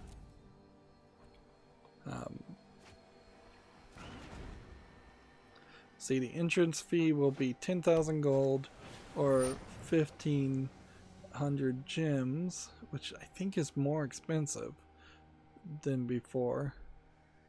And if you get 3 wins, you get 6 packs and 3,000 gems. If you get 2 wins, you get 1,000 gems and 4 packs. If you get 0 to 1 win, you get 1 pack. And this is 3 matches.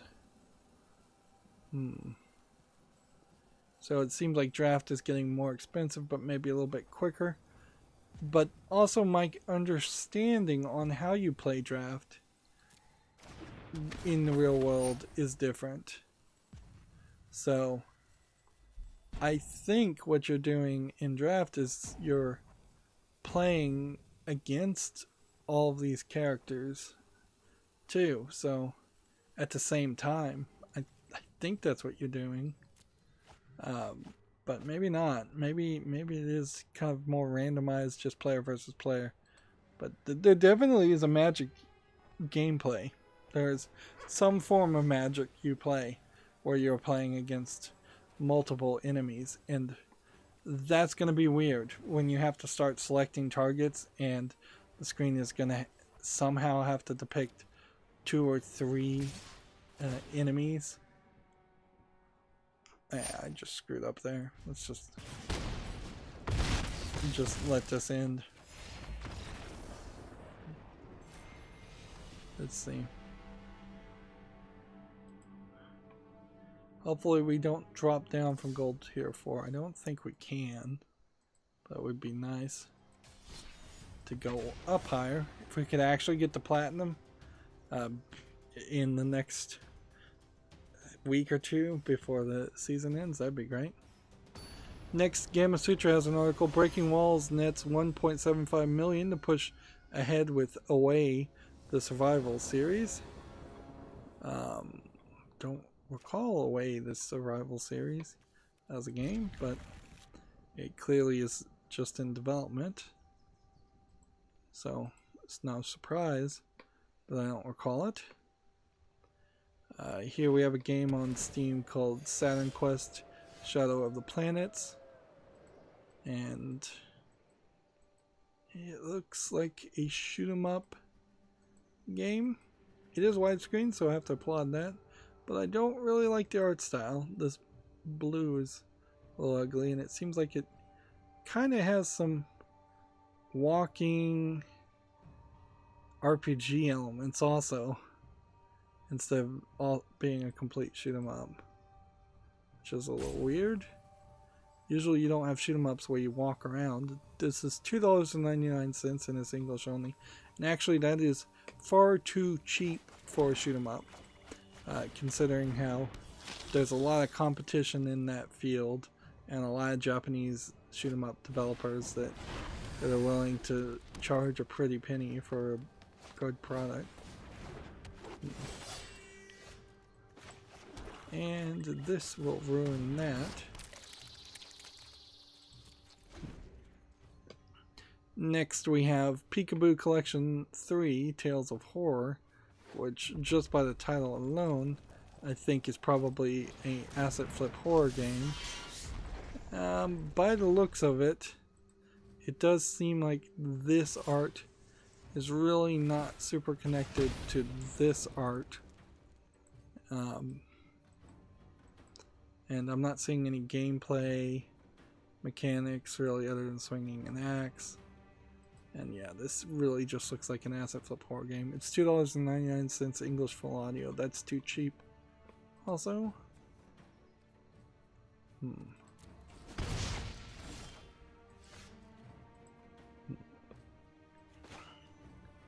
go ahead and play this.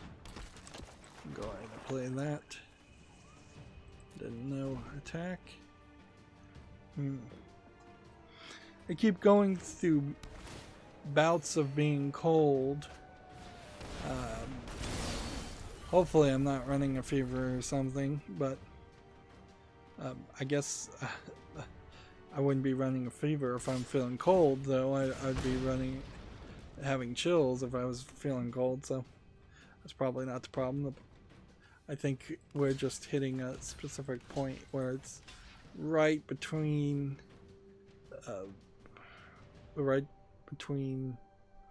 a rainy season and a more dry season, and it's kicking up allergies and causing my air conditioner to improve. I use an Ecobee smart thermostat, which I'd still probably mostly recommend people use a Nest, particularly since Nest now does have remote sensors, and that was the thing that moved me from a Nest to an Ecobee in the first place. But they did update their software. They've changed their icons, and their software does seem to have some small improvements to its features. But it took them a really long time to put out any kind of significant feature updates, and it still really doesn't have everything that I would expect it to have or like it to have.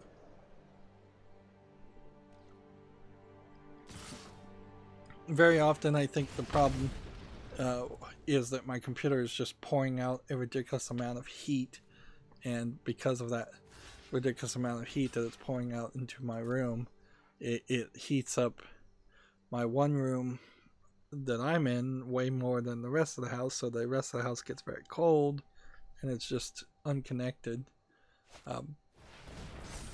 If I had a choice, I think the next time I would try to build a computer room, I would probably have the computer in a different room.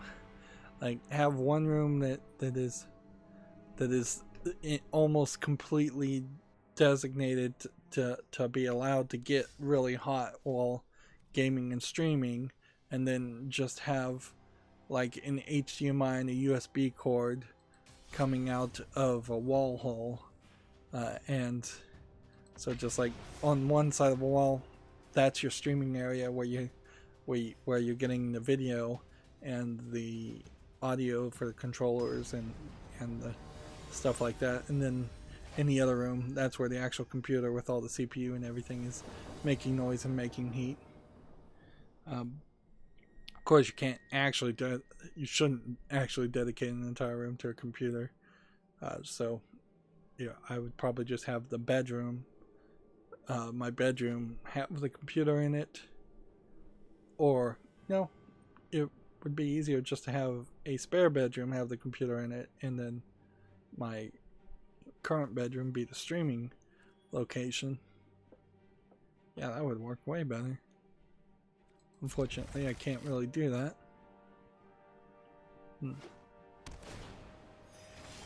Of course, that also throws me for a loop because I already have a spare bedroom that has my backup server in it. So then it would just be 2 computers in one room, which may not be too big of a deal, although it starts to get to a dangerous amount of amperage draw, depending on how powerful those computers are.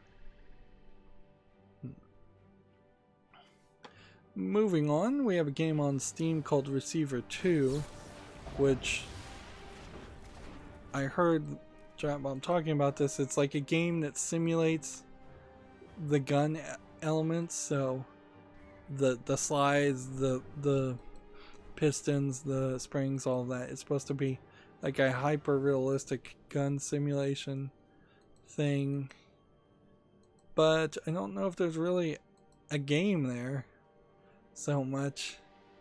And even if it does have a game, it seems like it's mostly so obsessed about the gun simulation that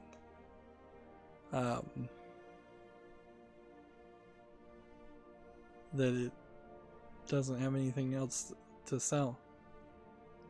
But then when I think about it, I'm thinking, didn't Receiver 1 also have like a story to it? Well, regardless, this is rated very positively, so I'm going to put it on the follow list and think about that.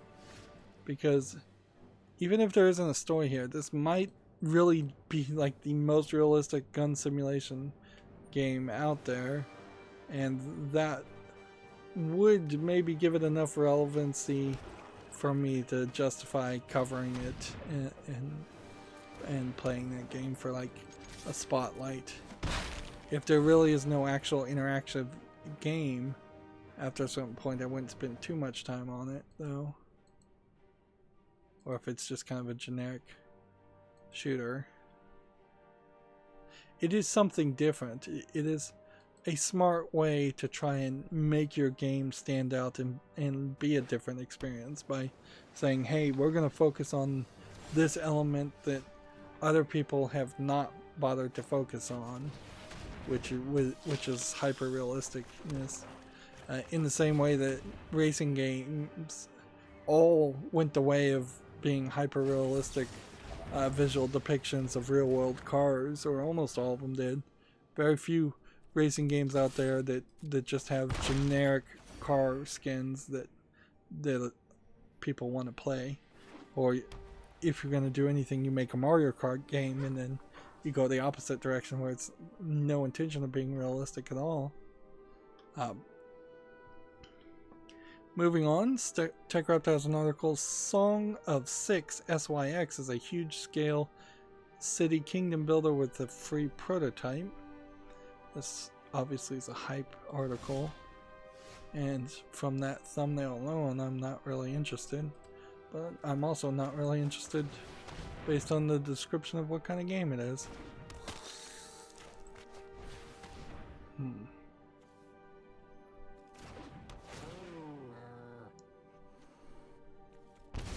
So as long as this guy doesn't do a board clear, I think I can pretty well win here.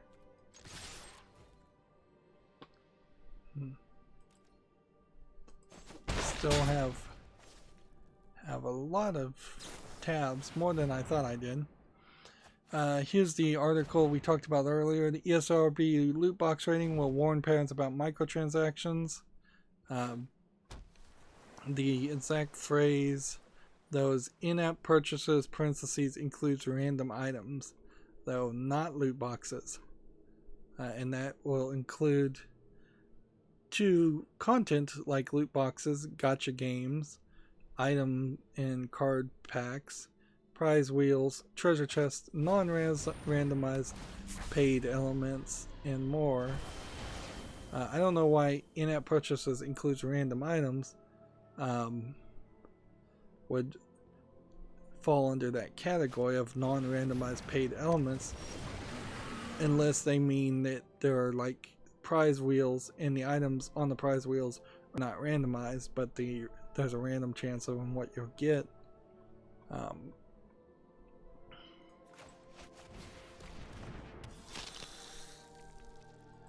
And there's definitely some games out there that sort of randomize what they offer to you based on your previous purchase history and the things you own. I wouldn't be surprised if the daily deals in Magic Arena are specifically customized to your account and the cards you have or don't have. If they aren't now, I wouldn't be surprised if they eventually do become that. So yeah, it's a small step forward for the video game lobbying companies' own ratings board, but it's a step forward nonetheless. It also kind of reminds and pushes out the fact that there was really no progress made at all in as far as the United States in actually threatening or legislating video games, where there was I would say a decent amount of progress made by the UK and other countries to threaten and limit the bad behavior of video game companies. And so the ESRB is really just kind of catching up with the times.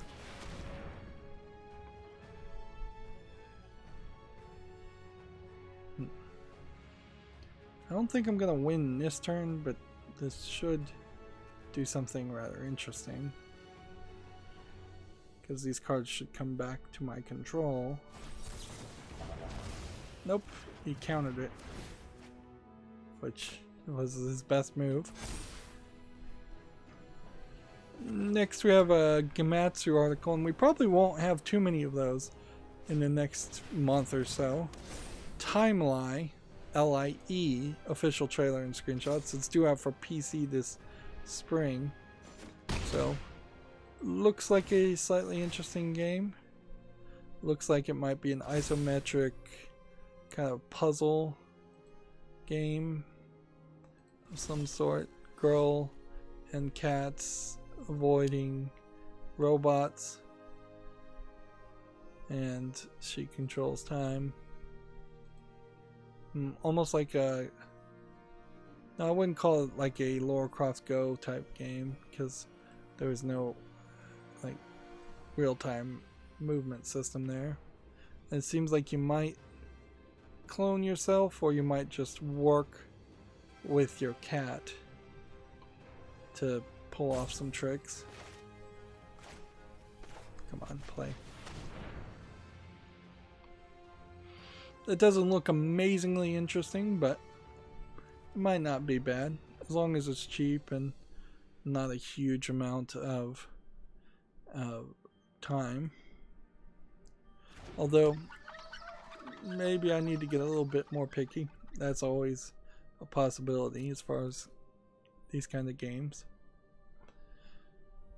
TechRaptor has an article, Night Dive CEO on the challenges of Blade Runner Enhanced Edition.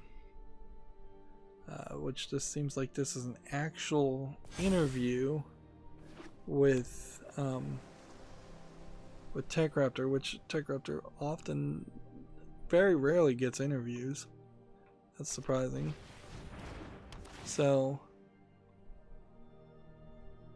this Blade Runner Enhanced Edition, I think, was just kind of like a remaster of the Blade Runner point-and-click adventure game.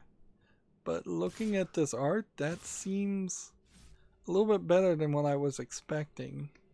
And this is just a screenshot from the movie, I'm fairly certain.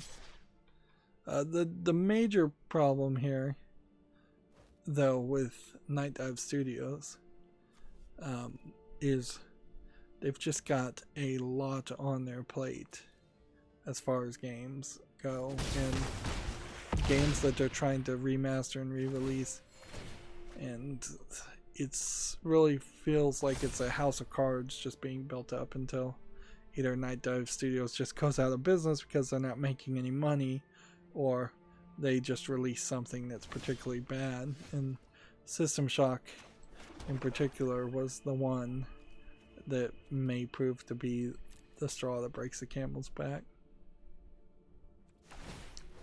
Next, we have a game on Steam called Heaven World, which this just looks like an asset flip resource management game. Fortnite clone, somewhat. I don't know why you'd call it Heaven World. If you're going to use such a bold name, you would have to do something really interesting with it, and they definitely didn't. They went $23.99 discounted, and it's English and French in the languages.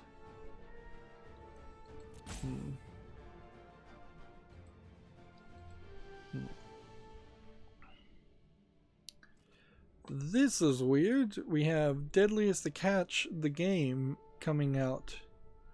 This came out for other consoles a long time ago, so did it just now leave early access, or did they pull it and try to relist it? Like, Deadliest Catch the game was one of the worst games to come out for consoles a couple years ago.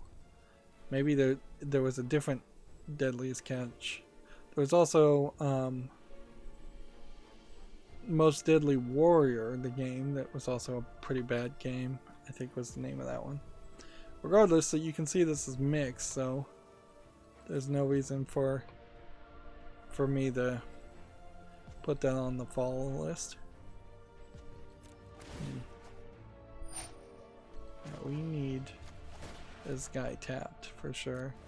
I don't even know if this guy being tapped really is going to affect much. TechRaptor also has this editorial, TechRaptor Staff's Video Game Confessions. I wanted to see what this was. There's a pre-order disaster. There's a taste test of a Switch console. There's a Poke fraud. Apparently one of the Pokemon games might start banning people for disconnecting. By the way, I think the most recent Pokemon game. There's a pro catfish story here, an amateur catfish story. And then the final person just says, I want to Ouya. And then they give the author credits to a staff writer and an image here. They're not even saying the name of the author who assembled these other articles or paragraphs. Well, it says it's by Austin Sutherland, so, or Sutter. Interesting. It just doesn't say his name. Maybe my ad blocker that I had set up is blocking that, but none of those confessions are particularly interesting. I didn't think they would be, but I figured there might be a chance. I don't know what kind of video game confessions would be that interesting though. Everybody's probably cheated on some single player game, and a lot of people probably even cheated on some multiplayer games. People have definitely done things they're not really proud of. but mostly on video games, since it is just a form of entertainment, and everybody should be just acting relaxed and not worrying about their mistakes. That they really don't have a lot to confess there. Let's see. Like, I don't really feel bad about any of the bad things I've ever done in a video game to any video game character, or any dark alleys I've taken the story, like, because it's just all fiction. And I particularly don't play multiplayer games, so I haven't ever really harassed anybody. In fact, probably the worst things I've ever done is playing apples to apples and then suggesting like really dirty or dark answers, which often cause me to win the rounds in apples to apples. So I was just playing the game the right way, subversively.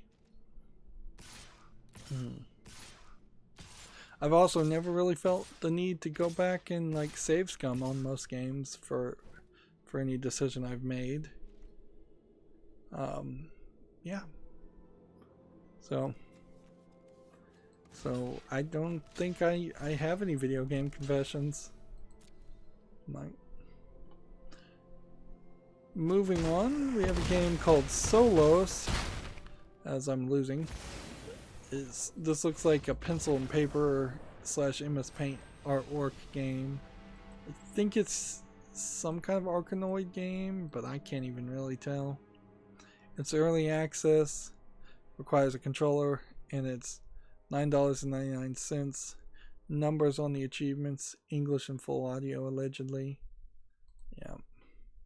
Nope, I lost on that one. I didn't enjoy that game.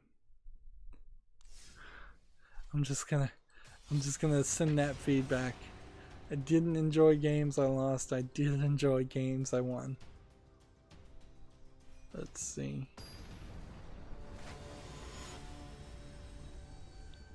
His next game is just a mess of asset flips and low effort screenshots alone. So here we have a game called Voxel Horizon, which just has anime girls on top of anime girls on top of anime girls, and basically they're trying to have you put together Unity assets and Unity demos themselves and make your own game. Just absolute garbage. There's no reason why Valve should have allowed this on Steam. It's tagged as a massive multiplayer game, single player with online PvP and online co-op MMO, English and Japanese. It's garbage. They want $9.99 for it. And I guess I have to say it's either English garbage or Japanese garbage, considering those are the two languages it supports. It is also totally possible that some other country makes garbage games and then doesn't even support their own primary language, but that breaks my whole line of speculating as far as what country, region games are from. So I conveniently pretend like that option doesn't exist.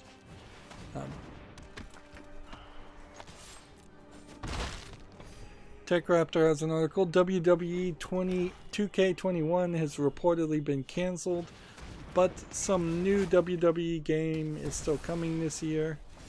So they had trouble, I think, with the developer of 2K20. So with the ability to blame COVID-19, now is the perfect time for them to take a year off, try to fix the game, try to make it not be a horrible mess of bugs, and make something that actually has some value to a new audience instead of the ever shrinking audience of hardcore WWE fans. But they very well may not do that. They may just come out with a 2K 2022 and it may be just as bad as the previous games in the series. THQ Nordic had a Spellforce 3 update note. I don't think that was why I had the thing open. No. I think they had this. Desperados 3 is getting a collector's edition. And I've not really heard of this game, Desperados. And it's kind of weird that there's 3 of them. So I wanted to do some research and figure out what kind of game that even is. And unfortunately the trailer doesn't really tell me.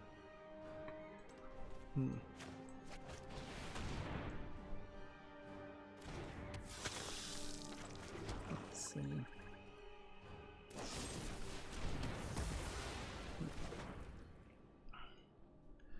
Komatsu has an article. The adventure game Null the Mortal Fate is coming to the PS4 and Xbox One and Switch. It's published by Playism. I haven't heard anything from Playism in a while, and developed by Koano. So let's see if there's like a trailer here that kind of tells what kind of game it is. No. It seems to have 8 seasons. Almost like it was a anime movie or show. Has a Steam page. Let's see if we can. Oh, okay. I remember this game. It's on my wish list. It's an RPG game that apparently was popular enough. It's overwhelmingly positive, and so it overwhelmed even my hate for RPG Maker looking games to the point where it made it to a wish list. $14.99, depending on how long it actually is. It says it has 8 seasons in that story. Let's see. Can I figure out how much time? About 2 hours for one season, according to one reviewer. About maybe 30 hours. I can't read the numbers. About 100 hours. Interesting. What's really interesting about that is that it's kind of late to the party in that it's coming out to consoles, and by the time it is coming out to consoles, it probably would want to hit the PS5 and the Xbox Series X. I still don't really expect that there's much of a Switch 2 chance coming out anytime soon. And honestly, I guess now would be a great time to rush out your game to the PS4 and the Xbox One and the Switch if you were afraid that you weren't going to potentially lose sales because of the new consoles, because the new consoles might be delayed. So if you can finish the development of your game that would have been late to the party and actually get discs printed or sell it electronically only, you might have a better chance at a higher number of sales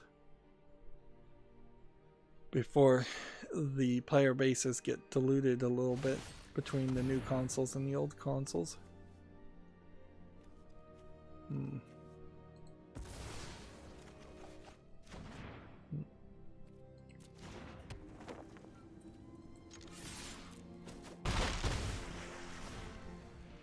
See. Next we have a game on Steam called Domino Simulator 2020, which might actually be a decent domino simulator. We've seen several of these before and they haven't been great though, so who knows. Why is it early access? Why is it $9.99? That's the question. Why does it have an achievement for placing 1 million pieces down? That seems kind of crazy too. But the beauty of the following list is something like this probably will never even get 20 reviews. So whenever I do the next follow list cleanup, I'll probably be able to just immediately remove it because it doesn't meet the requirements that way. It doesn't get enough people to review it to make it a relevant game. speaking of cleanups, it has occurred to me maybe this is the beginnings of some kind of cabin fever or just full-on insanity on my part. It has occurred to me that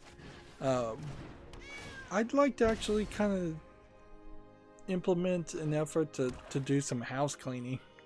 Like, I have some stuff that needs to be thrown away and moved, and some things that could definitely use some dusting and such. Unfortunately, having just hurt my back and recovering from that, any kind of ambitious idea like that is an insane thought. Like, I can do a little here and there, but the major effort that I need to do or would like to do, I would almost certainly have to hire qualified people, and certainly don't want to do that right now.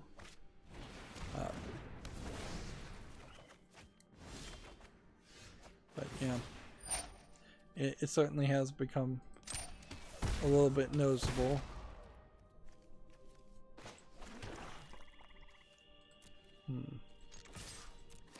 But it's also not terrible. It's not like I'm living in garbage or anything like that. It's just I'd like some it's more organization more than anything else. I'd like to clean out some stuff, but mostly just organize some stuff.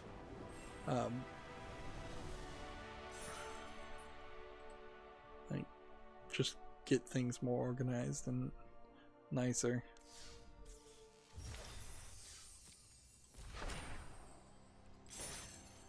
And probably would be more honest to say I'd like somebody else to clean my house, not me, and organize my house. But that isn't going to happen.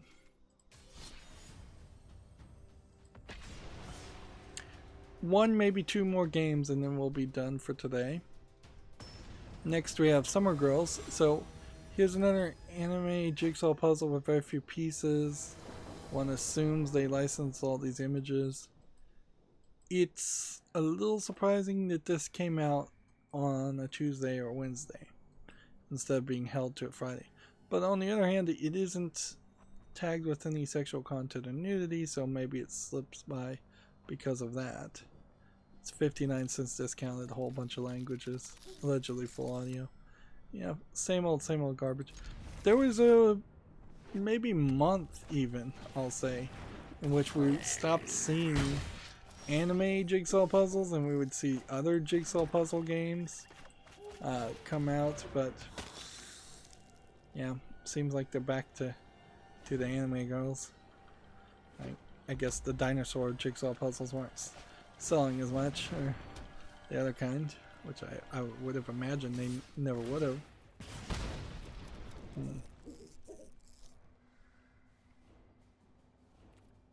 Let's see.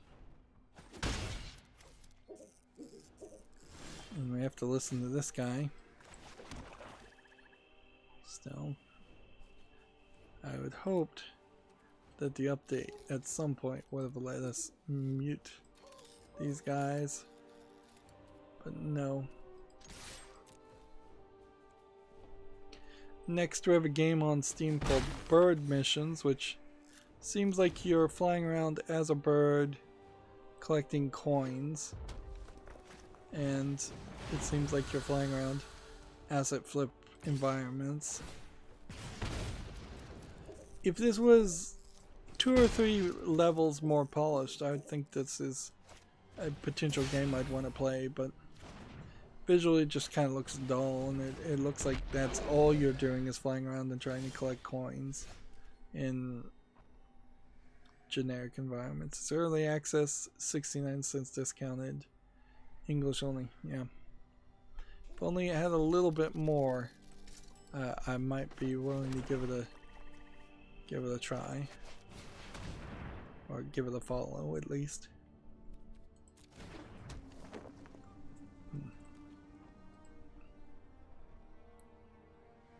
See, next we have a game called Station Flow, which looks like it's a subway simulator game.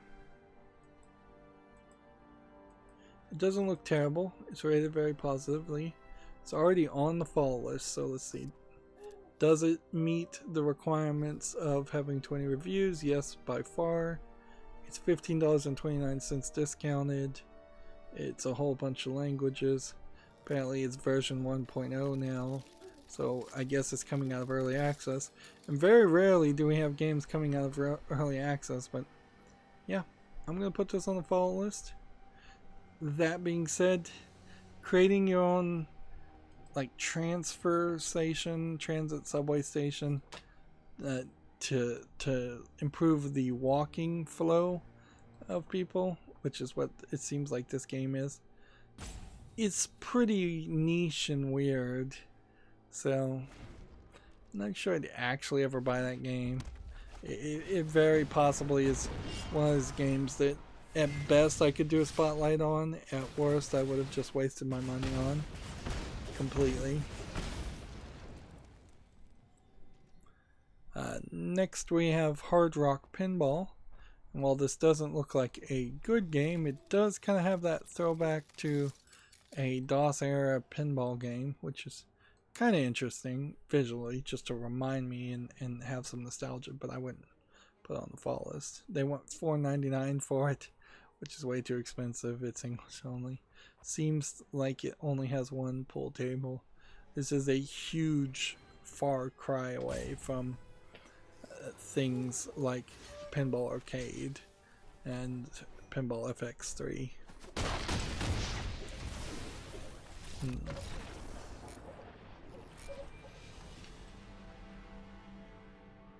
Yep, it seems like we're going to be just stuck at gold tier 4, which is probably all that's going to happen. And then I'm going to have to play a little bit off screen.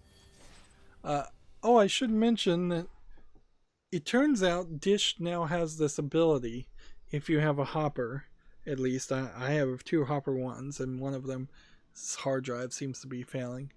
You can plug in a Ethernet cord to the back of one hopper and to the back of the other, and there's like 2 Ethernet ports, one on the top and then one on the bottom.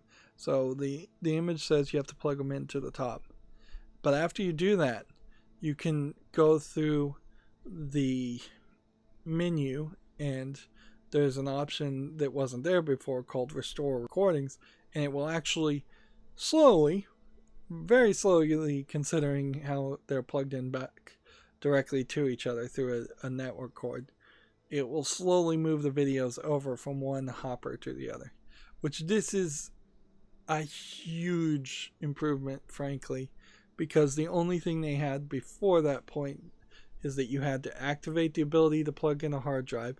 I think they've abandoned actually having to pay extra at this point in plugging in the hard drive, but even at that, you still had to plug in certain hard drives because many of them would not work, and then you would have to back up and move all your videos to the hard drive and hope that those videos would work on a different hopper. I'm not sure they ever actually would. For most things, a TV DVR records and gets it. You don't really need that. You can just catch the reruns and record it. But there are a few things I have had over the 5 years plus that I've had my hopper that just were special one-time events that never get rerun. So there's just no chance of ever getting it. So there's a lot of recovery there. Plus, it's just going to save me a lot of time if I had to re-record every episode of Good Eats. There's like 200 episodes of Good Eats that I have, and that's probably something I don't need, but something I'd kind of like to keep. So I'm happy for that. Of course, once I'm done moving it from the broken hopper to the good hopper, I need to replace even the good hopper with a hopper 3, which can record way more videos, things at the same time, and have a lot more space, because I'm going to be right at 100%. I guess I was wrong about being stuck at 111 level. It does seem like it just keeps going up and up.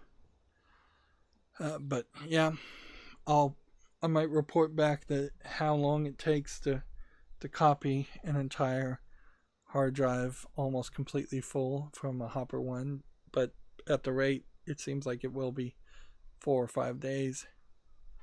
Just because, yeah, video files, even compressed video files from satellite TVs, they're big. Moving on, Gamasutra has an article. Capcom is implementing a work-from-home policy until the early May. So, yeah. Resident Evil developer, Monster Hunter developer. If COVID-19 takes out anybody majorly influential in either of those series, that drastically changes the video game world forever.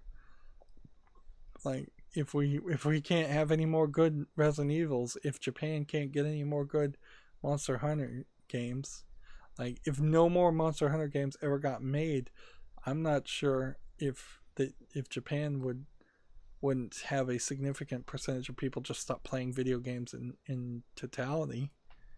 That's how big Monster Hunter has been. Next, we have a game on Steam here that's just a bunch of Asian characters. This looks like this is probably a cell phone port of a Chinese game. Doesn't look terrible, but English won't be supported. It's free, so the price is good. It's Chinese only. Doesn't have in-app purchases. Yes, it does. So I don't know why you'd want to play a cell phone game on a PC, but if that's the only option you have.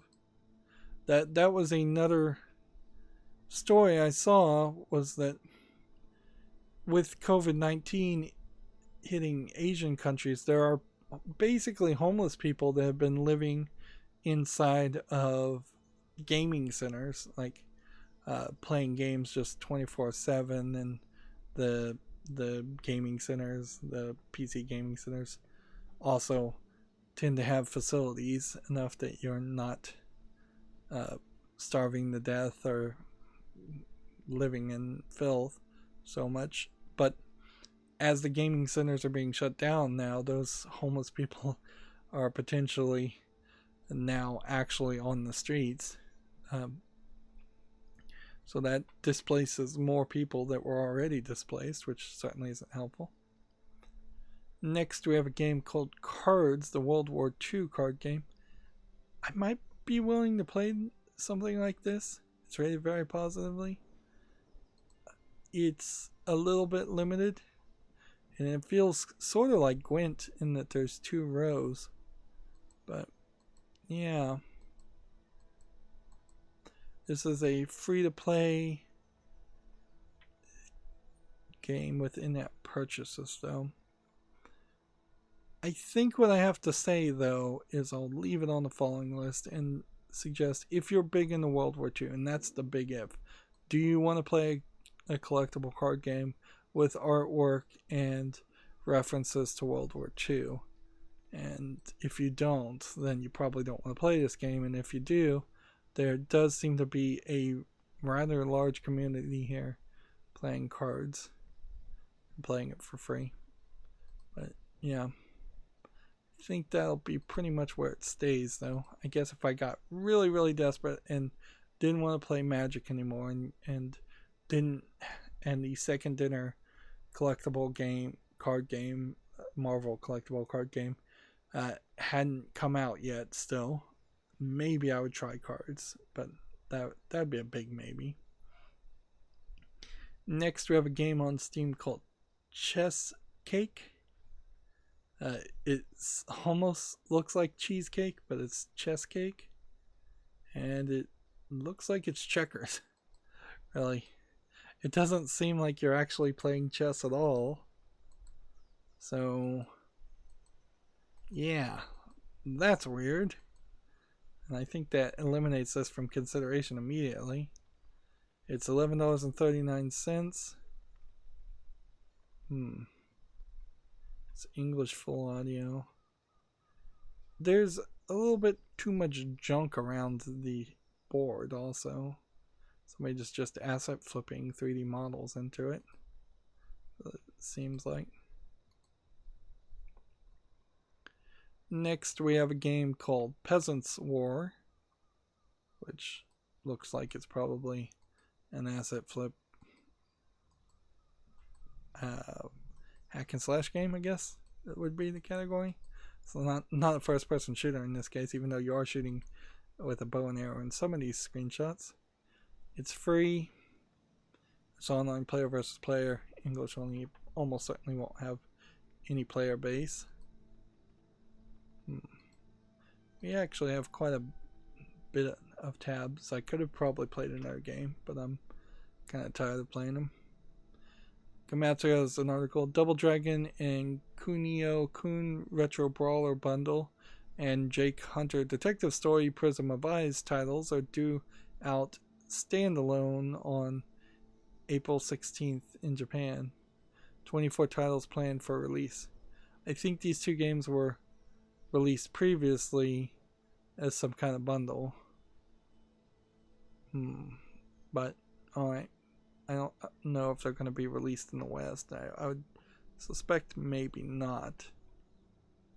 Because they also kind of look like they're rather old games getting re-released. Komatsu has an article here. Kowloon Yuma Goken Ki Origin of Adventure opening movie. Again, this looks like something that's a little bit older. Either that or it's a visual novel of some sort that they're trying to highlight.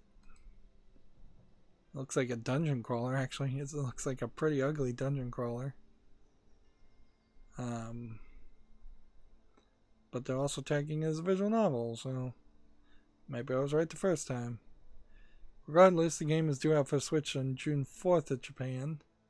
I doubt it will make it over. Fairy Tail game adds non-playable guest party characters. Ultir, Leon, Flare, and Minerva. Which, okay. If you're playing a Fairy Tail game that's coming out in June 25th, and you know who these characters are, you're probably more excited. Now, they're trickling out more information. Here we have a game called Straight On 8, which looks like a VR shot put game. And if these things would load, doesn't look terrible. So if this was cheap, I'd put it on the fall list. It's early access. It's $10.99, English only. I'll give it a follow. Like it's not a terrible thing, kind of like a Duck Hunt VR game without actually shooting ducks, which I don't think I'd really want hyper realistic duck hunting in VR. Maybe they could make it cartoony enough to catch my interest. Although I'm not sure VR fixes itself quite right for a duck hunt style game. I still kind of feel like I'd prefer to have a plastic light gun in my hand, even now. Next we have a game on Steam called Alchemy Story. It's already rated very positively. And it looks like it is for little kids. So is it rated very positively because kids like it? Or is it rated very positively because they just got a lot of people to review it for them? $15.99. English full audio. Let's see. Super cute game, fun and engaging. A lot of these are early access reviews. There's nothing to strive for. There's no town to build or house to pay off.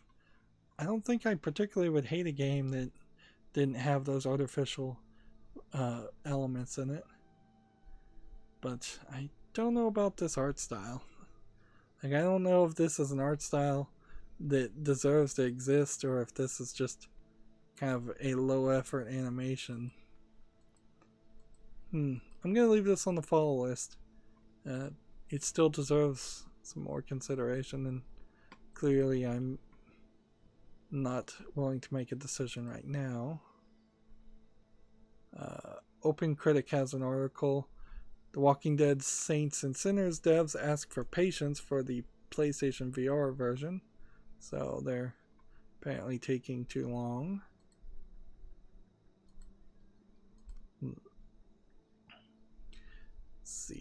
Komatsu has an article. Team 17 is going to publish a magnetic platformer called Super Magbot for PC in 2021. It's going to look something like this. I don't know how a magnetic platformer would play differently. Apparently it's Peggy 7s, which might be my level of skill in platformers. I don't know why you'd call it something Peggy 7 when it looks like it could very easily be way frustrating for people way older than 7. I'd almost have to see how the controls work on this game, because if you're using magnets to fling yourself around, are you going to have to pull the left trigger and the right trigger all over the place to switch your polarity? And is it going to be a game where you're using a lot of buttons and a lot of triggers all the time? Because I've had some games like that, and they're pretty frustrating when you're having to push 3 or 4 buttons at the same time. TechRuptor has an article. Conan Exile's Followers 2 update lets you command your followers. I'm really surprised they're still giving support updates or content updates to Conan Exiles 2. It's just not going to happen. And unfortunately, I just don't think any Conan game is ever going to really succeed.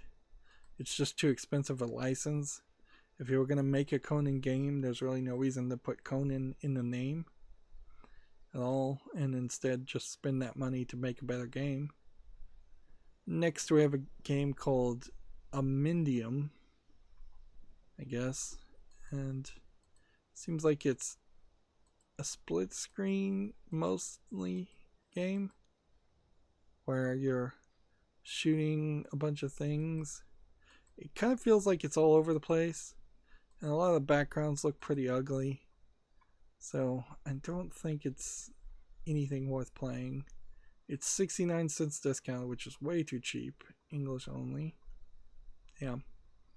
Tried to look flashy and failed to have any consistency in its art style. Next we have a game called My Hole is a Mouth of Dirt, which I don't know what that means, but it's tagged also with sexual content, so I should be kind of careful. It seems to me like it's kind of a horror RPG. Normally I'd say, well, this looks like an RPG Maker game, but looking at this scene, that looks kind of uniquely drawn. That scene looks kind of uniquely drawn. This looks kind of generic. This looks somewhat generic. I'm willing to give this a try. It's free, so also maybe I really don't have to try it, and it's English and full audio. So yeah, this looks like a huge spooky horror RPG Maker game, and I guess since it's free I don't need to really cover it. Check it out if you want to, otherwise don't. And I have like 4 more tabs. Next we have a game on Steam called Horse Riding Deluxe, and I think if I could find a good horse riding game, I would play it and show it off. Always looking for games that are a little bit more targeted towards non-violent players, female players, young female players in particular. But unfortunately, almost all girl games, as they're typically described, are terrible. So wouldn't be surprised if this is terrible also. It's $19.99 early access, bunch of languages. And we'll put it on the follow and see. Visually it looks fine. Looks nice enough. I don't know how much variety really you demand in your horses. Just more the game has to have a good gameplay mechanic and play well, and the horses have to look somewhat decent. Gamma Sutra has an article. Valve is looking for devs to showcase games in the Summer Steam Game Festival. I think we already had talked about that, but apparently we're going to have a Summer Steam Game Festival. What I suppose will concern me is I think we're past the Chinese New Year and all of that, and I don't think there would have been a Valentine's Day sale. So it might be that there really aren't any Steam sales until, about Black Friday. There might be a Halloween sale before then, which is probably a good thing because I doubt too many people are going to have much money to be buying extra games. If Valve was going to have a major sale, they probably should have it right now and try to get people to buy games because they're stuck in their houses. But maybe they're going to wait until the kids will maybe want to buy more games. Moving on, we have a game on Get Out of School or Get Out of Homeschool, and thus called Agricola, which looks to me like it's a resource management game with some card elements. It's a farming sim with a board game. Interesting. And it's being published by Asmodee Digital, which typically I think those are pretty bad games. I'm going to put this on the fall list and we'll see if people like it. $9.99, whole bunch of languages, allegedly full audio. Right.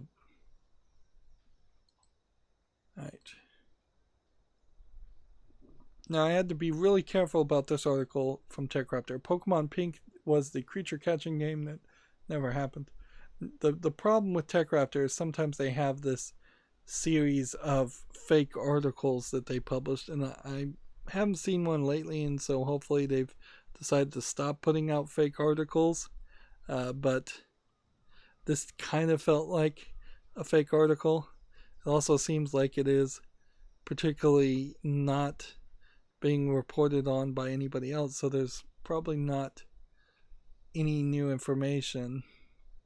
But they were going to make a Pokemon Pink as a companion to Pokemon Yellow, and I don't think it was going to be particularly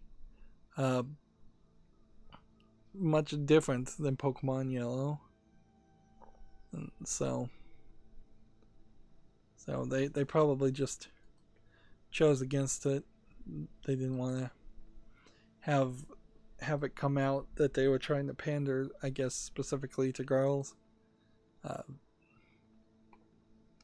Or that I wouldn't be surprised if Nintendo didn't think girls really wanted to play Pokemon anyways. Alright, well then that brings me to the Humble Bundle store, of which I see no Humble Bundles new. And that brings me to my Twitter feed, which I don't need to go down my Twitter feed at all. Like, I can just talk about anything new that happens on Friday, so forgive me if there's some major turn of events or bit of news that happened in the 2 or 3 hours we've been streaming, but let's just end it here. As always, I ask you to like, share, subscribe, comment, and watch every second of my videos. If you want a friend to follow me on any social media sites, there's a whole bunch of links down below. And if you want to support me further, there's a link to Patreon, or you can friend me on Steam and get me a game off my wishlist. Thank you for watching. Have a